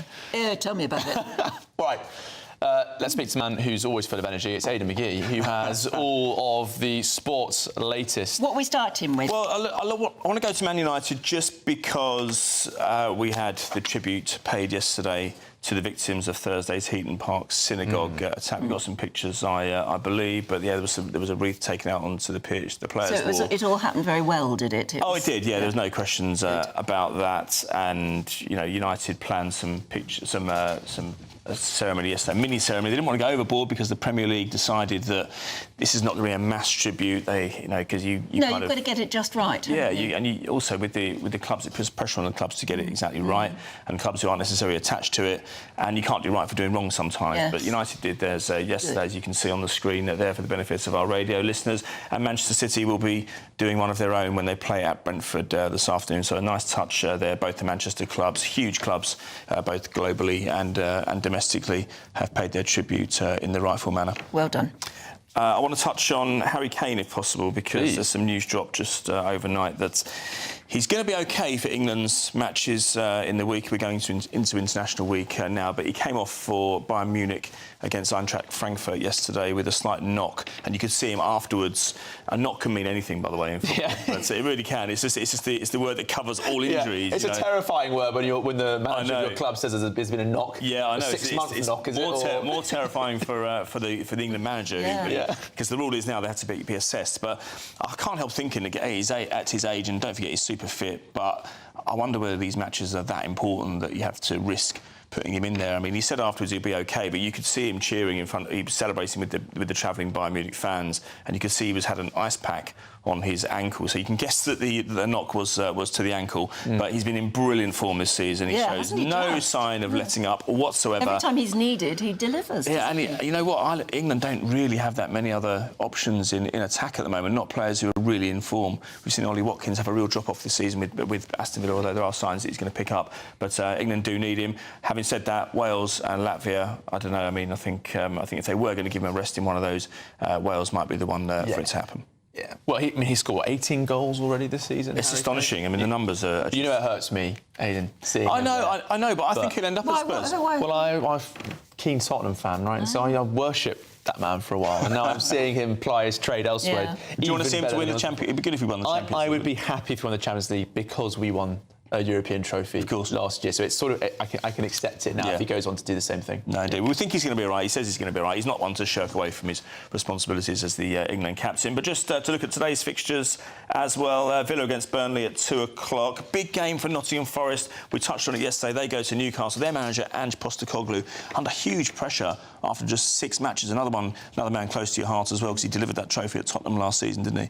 And so they've travelled to St James's Park looking for a win today. That just would ease some of the pressure, but I just don't think the owners there, they realise they've made a mistake getting rid of the previous guy as well, and they just don't look convincing. A big night in Nottingham, wasn't it, the other night when they had European football back at the City Ground for the first time in 30 years, and it didn't go to plan. It ended in booze, Aidan. It ended in booze. I know it did. They turned on him, and you don't want to see that at all. And he's one of those blokes. He's good for the Premier League just because, he's quite open in press conferences and he fights back and has rows with people. And we want more couches, don't we? OK, chaps, enough football talk.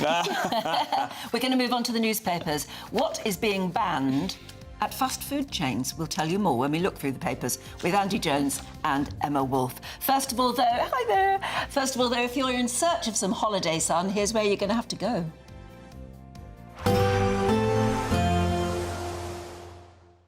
Dinner under the stars tonight? That reminds me of our travel insurance. You mean All Clear Skies? All Clear Travel Insurance sponsors GB News Travel Destinations Forecast. It's been very unsettled across parts of the eastern Mediterranean, and it will stay pretty wet across Greece and parts of the Balkans through the next few days. But Iberia, the Canary Islands and also Madeira having plenty of fine weather through the day on Monday. 1 or 2 showers for eastern Spain, but lots of fine sunny conditions across Italy too. We'll run into those thunderstorms and heavy spells of rain there across Greece, some stronger winds as well. And as we go towards Tuesday in the middle part of the week, that unsettled weather will push in towards Turkey as well, so potentially some flooding here. All Clear Travel Insurance sponsors GB News Travel Destinations Forecast. At GB News, we love to hear from you, our loyal community. So drop us a line at gbnews.com/yoursay. There you can talk to each other and also to the presenters live on air. gbnews.com/yoursay, because GB News is your channel, Britain's news channel. This is GB News, Britain's news channel.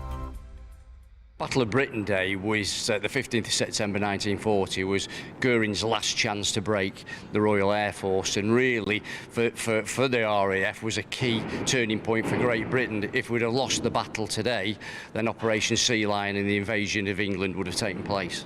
And tell us the significance of where we are in Hangar 42 in Blackpool. What is the significance of where we are this morning? Well, the Spitfire Visitor Centre, or Hangar 42 at Blackpool Airport, this was the very first hangar built in May 1939. So when we had the idea that the war was coming, they hurriedly converted RAF Squires Gate, as we know it now, to from a horse racing track to an operational airfield.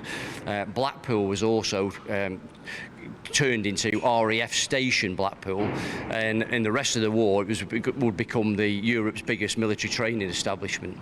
These are the planes which defended Britain. They were, and certainly here at Blackpool we'd have had the Hawker Hurricane operating from here during the Battle of Britain, and then the run up to the Blitz. And a new poll out today showing that 2/3 of people under 40 don't really even know what the Battle of Britain is. Is that concerning for you? I guess that stresses the importance of places like this existing for people to come and see. It is concerning, because if we think about how the world is today, if we forget about the struggles of the past, then there's a generation sleepwalking into problems in the future. So I think what we try and do here is keep the building as original as it is, and the realities of fighting on the ground as well as in the air during the Battle of Britain and the whole of World War II as well. So we tell a range of stories here, and I think it is very, very important that these private museums like this are supported, because if we lose them for good. GB News, the People's Channel. Join me, Nana Akwe, for an informative, interactive news programme with a difference. It's fun. No, you didn't say that, Dave. I'm so surprised. I think there's an element of truth to that. Join me from 3 p.m. every weekend, only on GB News, Britain's news channel. In the GB Newsroom, we bring you the news as it happens. With our team of dedicated journalists across the UK, we're ready to keep you up to date with what's happening every half an hour, every single day. Bulletins here on GB News, the People's Channel, Britain's news channel.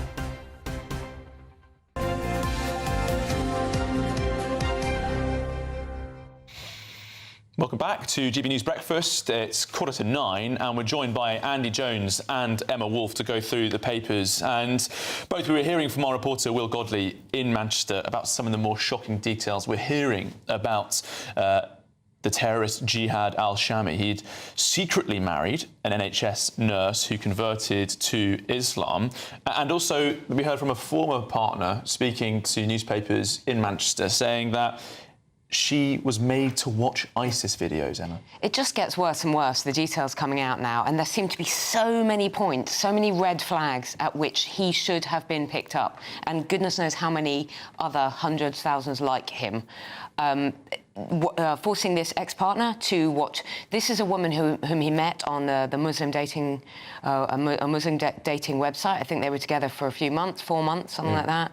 She now doesn't live in the UK any longer, and she said she was very alarmed by this. She said, "I love Islam and I want to learn. I'm always interested to learn more." But she found the videos that she was forced to watch, allegedly, very, very disturbing.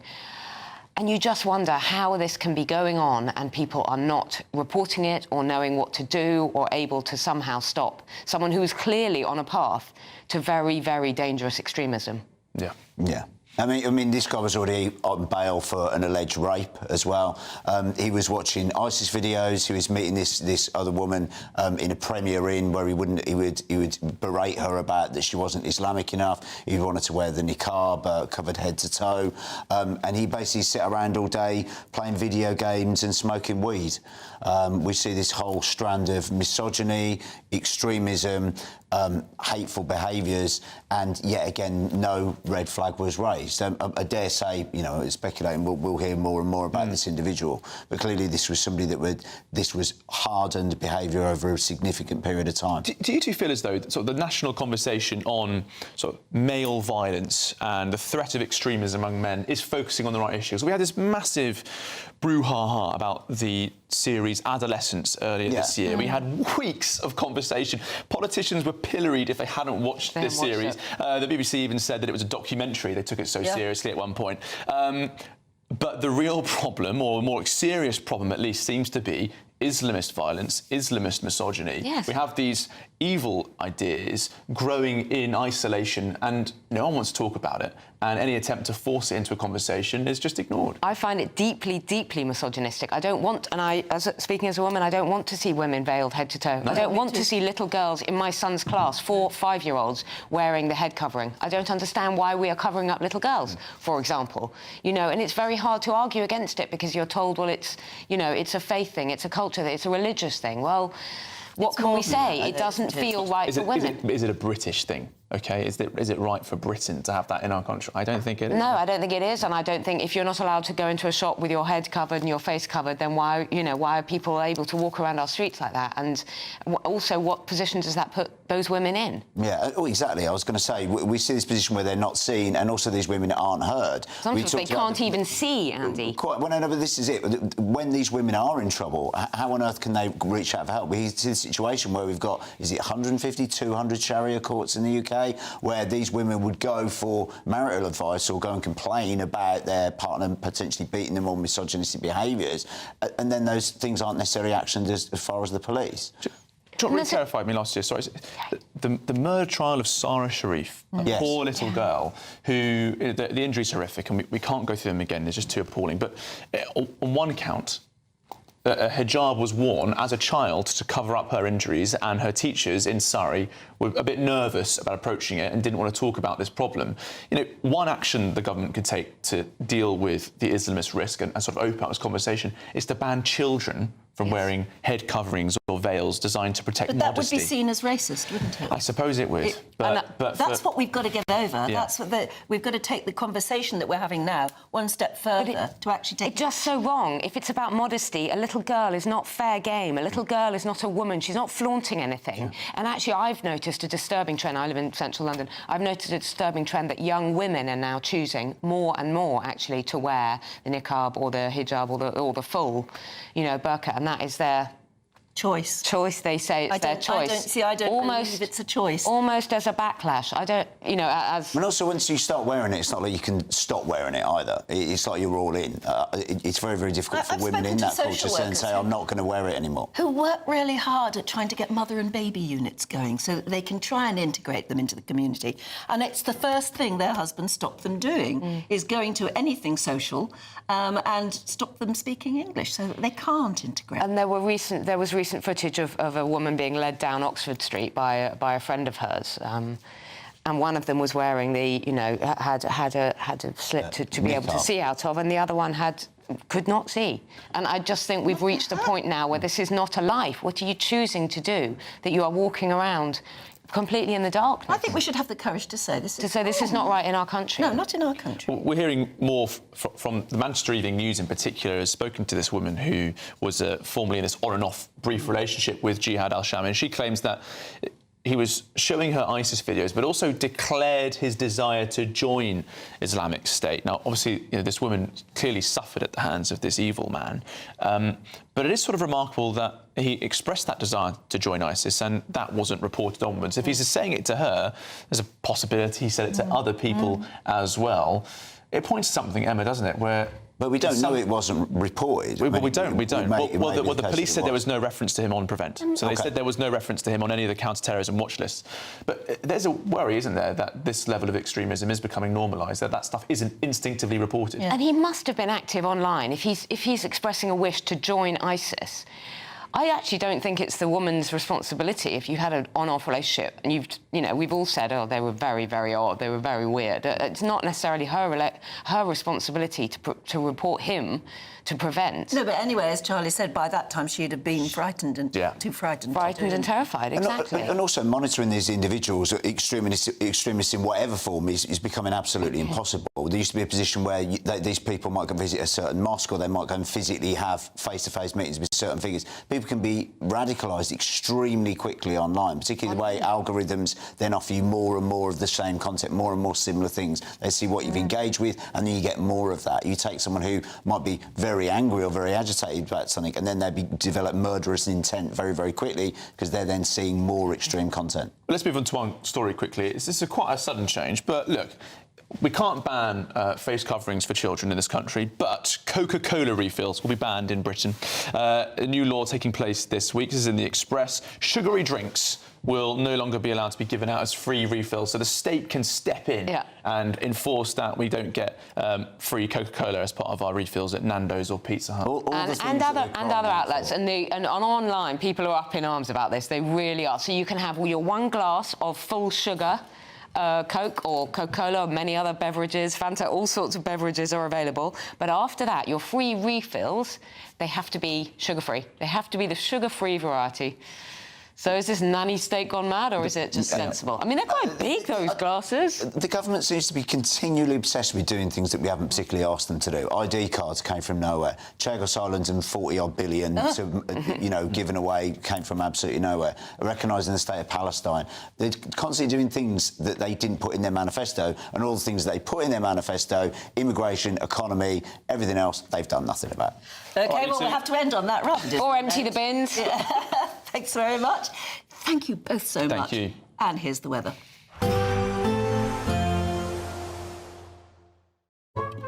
Today's outlook: cool, calm and completely horizontal.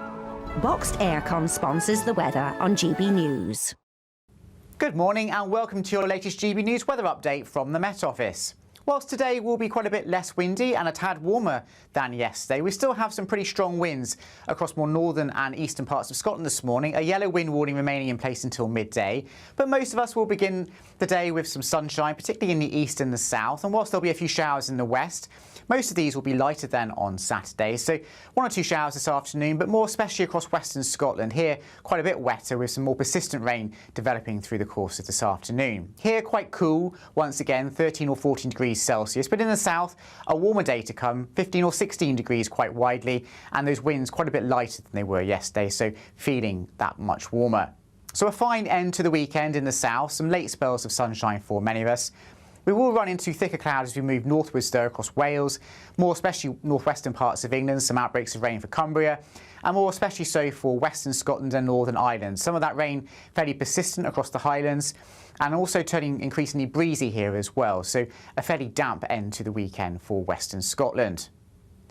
Otherwise, it will be northern parts of the UK that's still at risk of seeing some rain at times through the course of Sunday night, particularly heavy across the north of Scotland, moving into Shetland and Orkney by the morning. Further south, though, across England and Wales, will hold on to mostly dry conditions, clear skies at times as well, and that will allow one or two mist and fog patches to form in the countryside.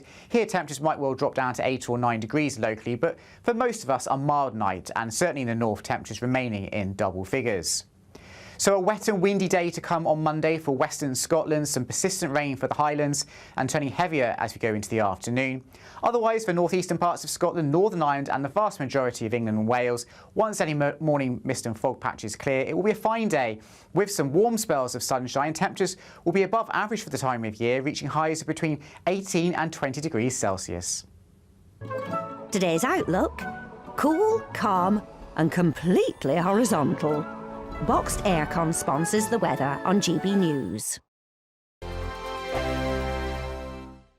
You could bank an incredible £30,000 in tax-free cash to spend however you like. And if that wasn't enough, you'll also get to drive away in this brand new motorhome. This brand new 2025 Benimar Primero could be yours. It comes with all the mod cons you'd expect from a vehicle worth over £74,000 and comfortably sleeps 4 people. This prize package is worth over £104,000. For another chance to win, text WIN to 63225. One entry costs £2.50 plus one standard network rate message, or text bonus to 63225. 5 entries cost £5 plus 1 standard network rate message. Go to gbnews.com/win. Entries start at £2.50. Call 0903 686 3232. Calls cost £2.50 plus your network access charge. Or post your name and number to GB16 PO Box 8690 Derby DE1 9TT. UK only. Entrance must be 18 or over. Lines close at 4 p.m. on the 31st of October. Please check the closing time if listening or watching on demand. This is GB News, Britain's news channel. I've got dressed up as a pilot sitting in an actual real-life Spitfire. This is not just a simulator. This is a real-life Spitfire that's been kitted out to do simulations here at the Spitfire Centre in Blackpool. John Puttock joins us now. You're the engineering lead here. And this is quite a fancy bit of kit and really, I guess, you know, lets people experience what those pilots would have done 85 years ago. Absolutely. This aeroplane, you know, is part of the hangar display here at Blackpool, and Andy Harper, our specialist, actually put this aeroplane together and has enabled it to act and behave exactly like a real aircraft would. And you know, it's available to the public to come up and have a go and see if they can fly a Spitfire. And tell us about the significance of this aircraft 85 years ago, the Battle of Britain. Things start to turn in Britain's favour. Absolutely. This is a Mark V Spitfire. Early days they were using the Mark II, and that aircraft had 8 Browning machine guns firing 303 bullets. This Mark V actually incorporated some 20mm Hispano cannons, and so gave the aircraft a lot more punch and enabled it to be more successful. And I've got all of this gear on. A lot of it is kind of fur and real thermal stuff. That's because the temperature up there at the height, at the altitude that they were flying, was absolutely freezing. Absolutely. I mean, the higher you go, then obviously the colder it gets. But if you're at around about 25,000 feet, you're going to be experiencing temperatures of between minus 25 and 30. There is no heating in the aircraft, so from that point of view, the only way you're going to stay warm is to dress for it. So, as the Queen once said, there's no such thing as the wrong weather, it's just the wrong clothing. The People's Channel.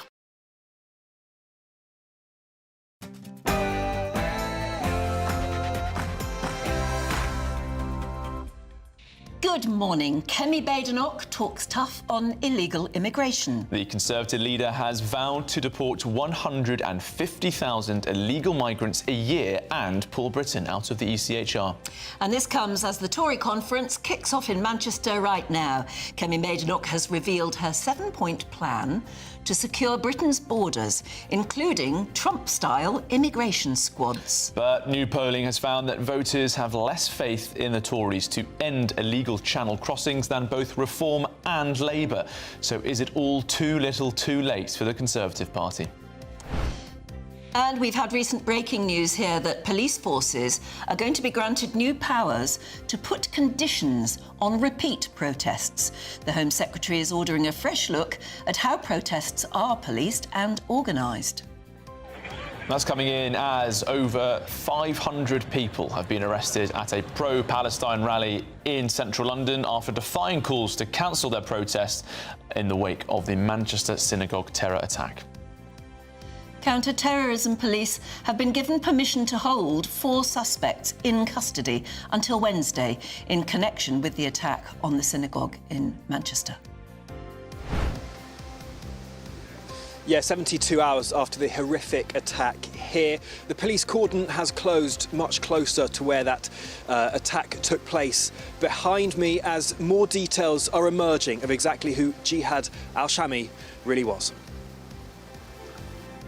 And the Israeli Prime Minister Benjamin Netanyahu says he hopes to announce that hostages will be released in days and vows that Hamas will be disarmed.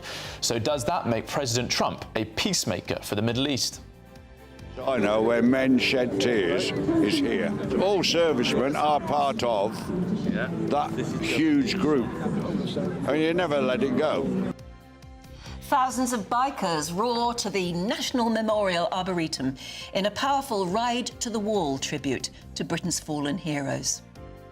Storm Amy is now easing, but will we see any more storms in the week ahead? Find out in your full forecast coming up. Well, it's just gone 9 o'clock. I'm Anne Diamond. And I'm Charlie Peters, and this is GB News Breakfast.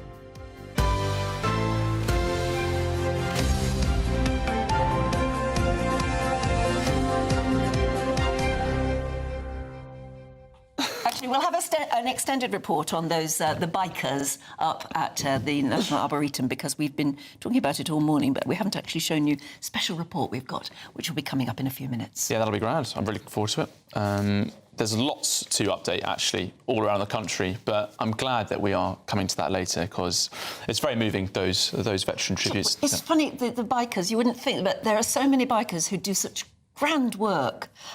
It's a very strong community. They often seem to roar through my village, and you hear these great roars and you think, oh, something's going on. And they're usually doing something for charity. They're often doing something for veterans and things like that. And we'll learn more from Jack Carson's report, Ride to the Wall, it's called, a bit later.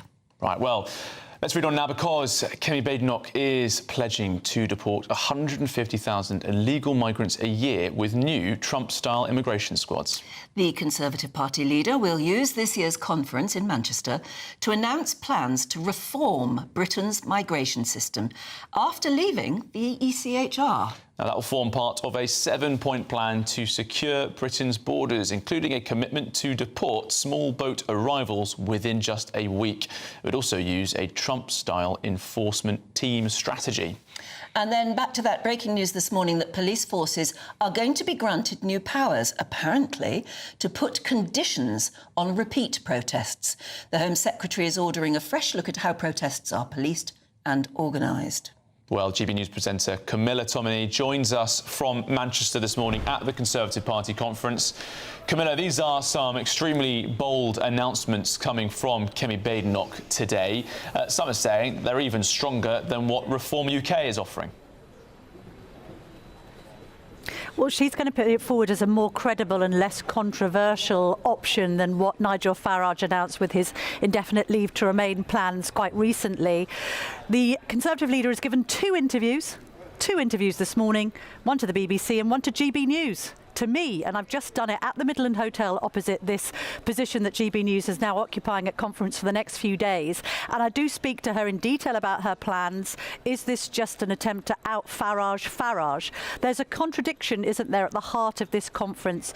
The logo of it is stronger economy, stronger borders. And yet, of course, the GB audience has been let down by the Conservatives in the past, doesn't believe that they can be strong on the economy and strong on borders when previously they made these promises, didn't they? They made them in the manifesto and slowly broke each and every one of them. So she's very much trying to reclaim the mantle, disassociating herself with the past, saying that the party is under new leadership. But the polling is not looking good for Kemi Badenoch, down to 14% in a couple of surveys. That's worse than the Liberal Democrats. She's fighting for her political life. There's, of course, the typical Tory sniping behind her back. Will she last beyond November? Will she last beyond May? But she actually gives a quite robust account of herself in the interview I've just recorded, which will play out in the show. Look forward to that. I mean, yes, she very much makes the point that one of the biggest criticisms of her is that she's sort of been plodding, dithering maybe, and not getting on with saying what she's about. But I guess that, maybe she has said it to you, that she's been doing her research, she's been getting legal advice. What she will announce today will be robustly backed up with legal force. In other words, it will be more convincing. Is that right? That's precisely it, Anne. So I say to her, well, how do you know these plans aren't going to be kiboshed by lawfare? The lawfare that we've seen that has kept, as Charlie has reported, rape gang people in the country, even though we were meant to have deported them years ago, you know, still living among the communities that they abused, would you believe? And she says, no, we've done the very careful thinking on this. All of the legal dots line up. We can do this. And the way that we're different from Reform is we aren't just saying headline grabbing stuff that won't hold up to scrutiny, won't be practical to deliver should they become the next party of government. So she was very robust on that. I also, of course, spoke to her about the Manchester synagogue attack. She was there yesterday speaking to those affected. That's going to, of course, dominate some of the conversations on the show today. I must say I'm very disappointed that the Home Secretary, Shabana Mahmood, having initially agreed to come on my show, then pulled out at the last minute. Not sure why. Maybe she watched the Steve Reed interview last week and thought, this isn't for me. But we do need government ministers to be accountable to the GB News audience when major terror attacks happen on UK soil. So just want to park that there. However, the Labour MP whose constituency includes that synagogue and includes that Jewish community currently rocked by this is Graham Stringer. He's going to be joining me. I'm also going to be speaking to Lord Pickles from the Conservatives. He has been a fearsome campaigner against anti-Semitism. I want to know what he thinks about suggestions that the Prime Minister has got blood on his hands with recognising Palestine and then this terror attack happening. Of course, I'm going to be speaking to GB News' political editor Chopper, Chris Hope, to try and unpick what Kemi Badenoch has to do here to convince the people watching and listening to my show that actually she is a credible alternative to Reform, Labour and all the others. And Camilla, I suppose and I'm going to be speaking to David Bull. I should say that. Bull. From Reform. That's an added treat. So, Camilla, I suppose one of the problems that Kemi's got is that while she's saying to MPs, hold your nerve, don't challenge my leadership, and obviously Robert Jenrick's team have rubbished these reports over the weekend that they're plotting something as soon as time's up in Manchester and a challenge is permitted. One of the problems perhaps that she's got is that she's putting forward a strong message on immigration now, but many of the people on her front bench were closely involved in that Boris wave process that has kind of kick-started so much of this political conversation about immigration. Charlie Peters, as ever, you are bang on the money. And the main news line from this interview is going to surprise you, because she has not got any reservations about insisting that Tories support this plan. I won't give too much away. You have to watch this interview, but we deal with both the issue of the Boris wave and him saying how proud he was that nearly 5 million people came into the country between 2021 and 2024. We deal with that, but I also ask her the crucial question, what happens if Tories don't sign up to your border plan? And you're going to hear the answer to that question a little later from 9:30. Well, looking forward to that one. Thank you, Camilla Tomney, live in Manchester. Looking forward to your programme right up after breakfast. Of course, Manchester is where the conference is happening. It's also where, of course, that terrible attack on the synagogue in Manchester happened as well. And counter-terrorism police have apparently been given permission to hold 4 suspects in that attack case in custody until Wednesday. Now, 6 people were originally arrested on suspicion of the commission, preparation and instigation of acts of terrorism. 2 have since been released with no further action. And we're joined now by GB News national reporter Will Godley. Will, you're live in Manchester, where obviously the community is still taking in this appalling terror attack from Thursday. But we're getting a bit more information about who Jihad al-Shami really was. Yeah, we are getting more information about Jihad al-Shami. Reports this morning in the Manchester Evening News. They've spoken to one of his former girlfriends who claimed that he groomed her when she was still at college, and they became a couple when she was 18 years old. They were in a relationship on and off for 4 months, she claims. She says they met on a Muslim dating app called Muzmatch, and she says that he groomed her and also showed her very extremist materials, as he declared the fact that he supported ISIS in that relationship, and he showed her ISIS material. She also said that he has an ex-wife and 3 children, and that he was imposing his extremist views on her, wanting her to be fully covered up, wearing a full niqab out and about as well. And so very, very concerning information coming to light this morning about Jihad al-Shami, that 35-year-old man believed to be responsible for the attack here. We're much closer to the Heaton Park Synagogue this morning, as the police have made their cordon much closer around the synagogue. Just looking behind me, you can see the iron railings, where, of course, you'll recognise from the videos and pictures of that attack on Thursday morning, when we saw that Jihad al-Shami was shot dead by police. Flower pots still strewn across the front of the synagogue. We know that he was using them to try and get access to the synagogue. And 72 hours on, there's still a real sense of anger here amongst the community. I'm joined now by two people who live very close by. One of them, Gershon Rose, a community activist. You were here at the vigil on Friday. You were heckling David Lammy. 72 hours on now from this attack. How's the community feeling? Let down and sad. It's upsetting. We no longer have a voice or place in the UK, and we just feel it's continuous, just weak leadership and continuous biased media against the Jewish community, and for no specific reason other than straight up anti-Semitism. That's all it is. That's all we see. We saw those marches take place in London and Manchester yesterday supporting Palestine. How does that make the Jewish community here feel very, very shortly after this horrific attack here? They see it again and again. In Dubai, they can't take place. In Germany, they've been banned. But in the UK, it goes on week in, week out. Just around the corner, my son, 14-year-old, was punched in the face by a Muslim man. It was enabled by this government. The police are very weak. They did nothing about it. And it continues. My synagogue got burnt down in Melbourne, Australia, where I prayed. And this is the same thing again and again. We ask them to leave us alone. We want to just be here, live here. We're not interested in global politics. We just want to. I've been here 5 generations in the UK.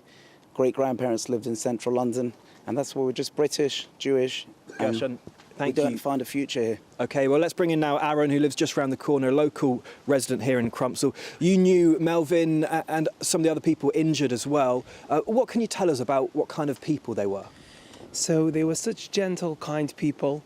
Melvin worked at the local Jewish grocery store, and he always had a kind word and a good disposition for everyone, and he'll be sorely missed. Yes, one of the injured, Yoni, is a good friend of mine. I regularly play football with him and his son, actually, his teenage son, who was interviewed yesterday. And seeing his son, fearing for his father's life, someone I know so well and so local, was definitely very traumatic and deeply shocking. Aaron, thank you very much. I know you wanted to speak to us on GB News, a channel that I know you like and watch. So thanks for joining us, both of you, here this morning outside the synagogue, where the community continues to grieve and mourn Adrian Dalbier and Melvin Kratovitz, who both sadly lost their lives in this attack on Thursday morning. Thanks very much, Will. Thank you. And I know that apparently at 11:30 there's an event at Manchester Cathedral, presumably a service, honouring the lives that have been lost, the lives that were lost on the 7th of October and fallen IDF soldiers. So that's at least a sign of communities trying to rally round. Well, still to come, thousands of bikers will roar to the National Memorial Arboretum in a powerful Ride to the Wall tribute to Britain's fallen heroes. This is GB News Breakfast with Anne and Charlie. It's Patrick Christie's Tonight, and here we do things differently. It's explaining the absolute madness of this, doesn't it? It's explosive. I mean, this is very good. It's lively. 850. Your government sat there, Sean, and it did nothing. It's controversial. And the Middle East has been in turmoil since before I was born. It's everything you need to kickstart your evening. Everyone's had their Weetabix tonight. I love to see it. That's Patrick Christie's Tonight, weeknights from 9 p.m. Only on GB News, the People's Channel, Britain's news channel. From the school run to the home run, watch a new show for all of Britain. So he can say whatever he wants. A straight-talking show where all voices are heard. And, when are we going to stop talking about smashing the gangs and actually do it? With the stories that matter from every part of our country. There's a bit of a crash landing there for your Chancellor. Bold, fearless and standing up for you. That's me, Martin Daubney, 3 p.m. till 6 p.m, weekdays, here only on GB News. The People's Channel, Britain's news channel. Decisions made in Washington aren't just shaping America, they're shaping Britain too.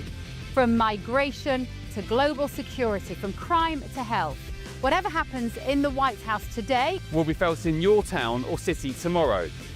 That's why The Late Show is live from Washington, D.C. Cutting through the politics to show you what it all means for Britain. The Late Show live every night at midnight. Only on GB News, Britain's news channel.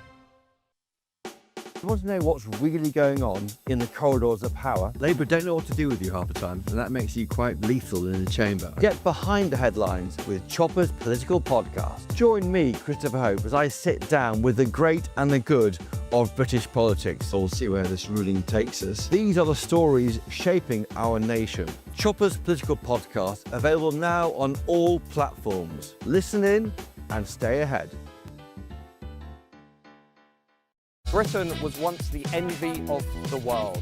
But look around. A nation that no longer knows what it is or where it's going. A country that's broken. How do we fix Britain?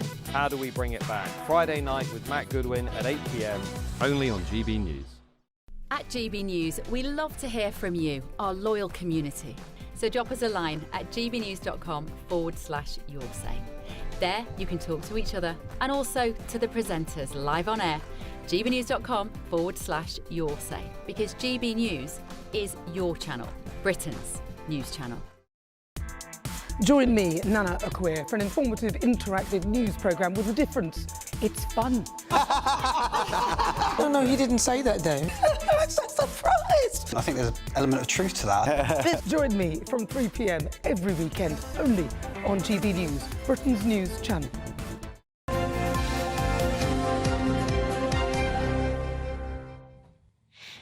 Well, there's still plenty of time to get involved with our biggest Great British giveaway to date. It's your chance to win 30 grand in tax-free cash and a brand new 4-berth motorhome. But you've got to be in it to win it, and here are all the details that you'll need.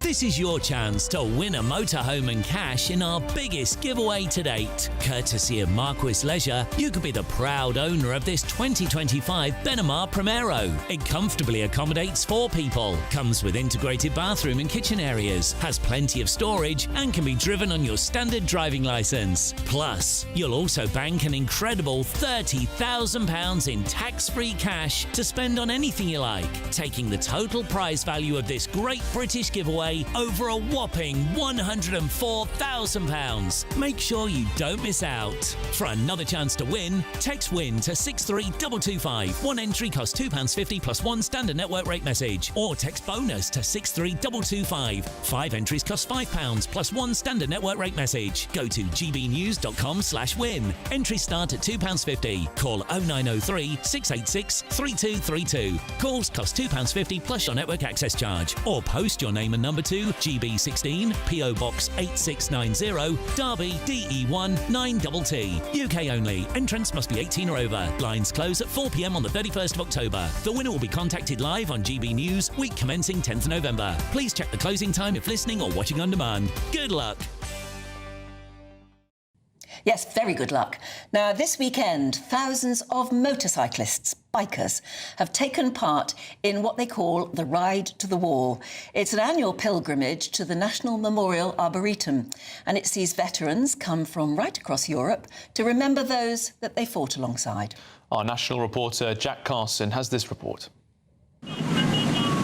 Pilgrimage to the National Memorial Arboretum to remember those who've given the ultimate sacrifice. This weekend, thousands have ridden to the Armed Forces Memorial here, paying tribute to those they've served alongside. Many of the riders are veterans, serving personnel, or family members of the fallen. Riders donate to take part, and with other fundraising, more than £1.8 million has been raised since it began in 2008. For Managing Director at the National Memorial Arboretum, Philippa Rawlinson, it's an honour to take part. It's a sense of camaraderie, it's remembrance, it's uniting people in remembering, and also importantly for the Arboretum as a charity, raising funds for us. I'm really excited and honoured because it feels, rather than being here to welcome the Wallers, which it was my privilege to do back in 2019, my first year, being asked to be part of the community is something very, very special and I treasure dearly. And as Philippa heads off to join the route, others watch on as more bikes arrive. More than 7,000 people and more than 5,500 1,000 bikes have made the journey to the Arboretum today, many of them decorated with a national or regimental flag. For people here, it's a chance to reunite with former comrades and think about those who never made it home. Veteran and founder of Ride to the Wall, Martin Dickinson, explains why he wanted to start the event. I felt it was a way of not modernising remembrance, but making remembrance more contemporary. Just pulling up at the gate today. Different years have different feelings, and the feeling I had today pulling up just as we pulled into the NMA, I've never had before.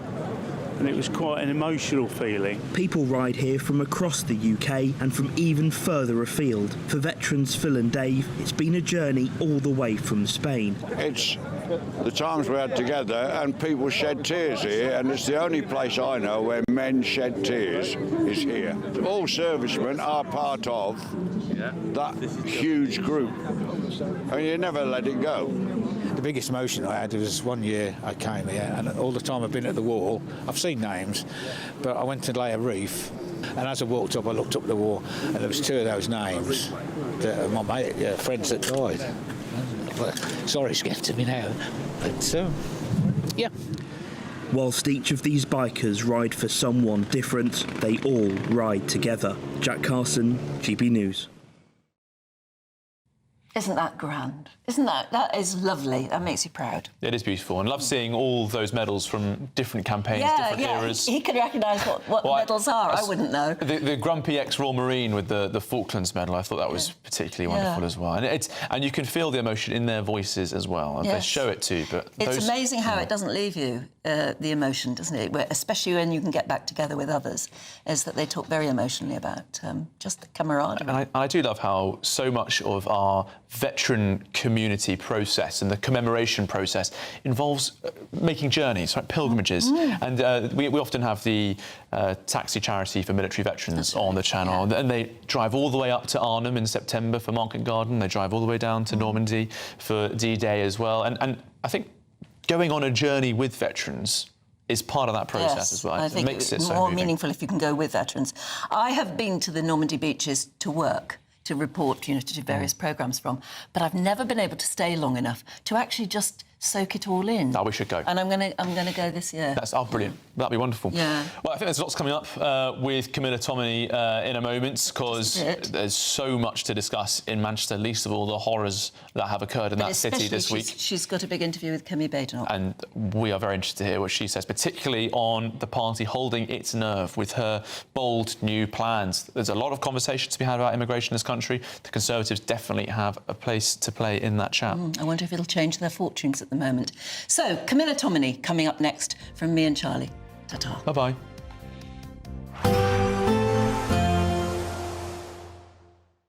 Expect warm spells with the odd rude interruption. Box Boilers sponsors the weather on GB News.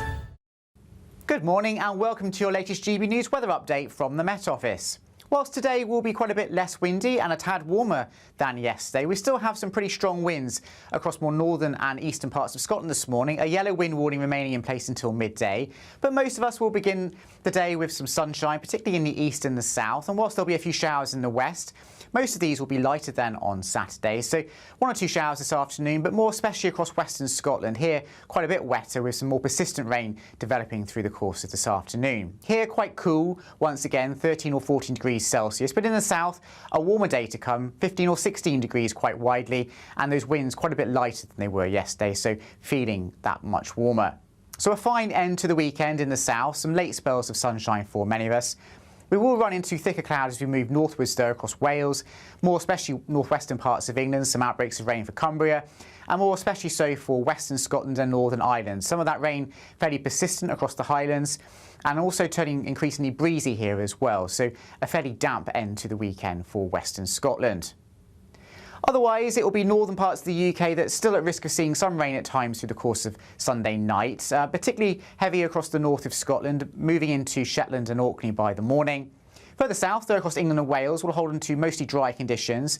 Clear skies at times as well, and that will allow 1 or 2 mist and fog patches to form in the countryside. Here, temperatures might well drop down to 8 or 9 degrees locally, but for most of us, a mild night, and certainly in the north, temperatures remaining in double figures.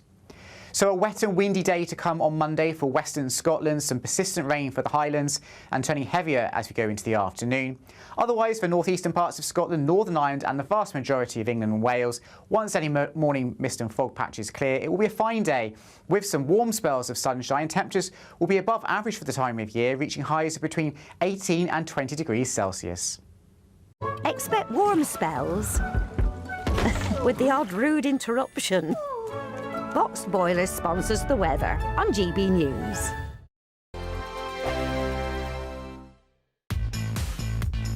Five hosts, 5 opinions, 5 fearless debates, 5 unfiltered takes on the day's news.